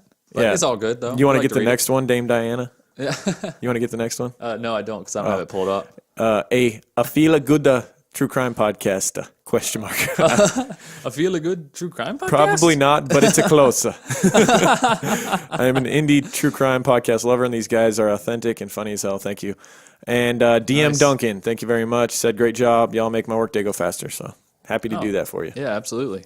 Also want to give a big shout out to Robin Schrader, who bought a T-shirt from our Redbubble store. Right. She bought the baseball tee with red sleeves and sent us a Snapchat. It looks pretty awesome. Oh, nice. If you want to get some merch, some gear, some true crime stuff, go to Redbubble and search for our store on there. We've got a whole bunch of stuff. We got clocks, we got shirts, not jerseys, sweaters, hats, all kinds of stuff. Oh, yeah. Like tablet skins, right? Phone cases, for Galaxies and iPhones. Yeah, we got all kinds of different styles too. Yeah. We got the Keep Creeping, we got cult shit, we got all that stuff. Yeah.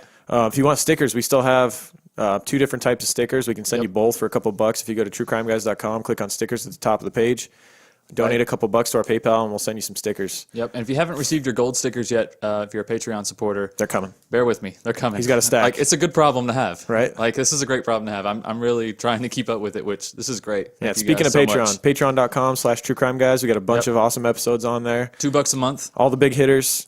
Every big name serial killer pretty much we've done on there. You know, we've done Jeffrey Dahmer, John Wayne Gacy, Ted Bundy. We just did a 2.5-hour episode on. Yep. And they're not all serial killers. We've done a special on Tookie Williams. Tookie who's Williams, the creator of the Crips. We did Ruby Ridge. Yeah. Got a bunch of episodes on there for $2. You get them all. Yep. So, and then you also get access to a bunch of bonus recordings. You get, Right.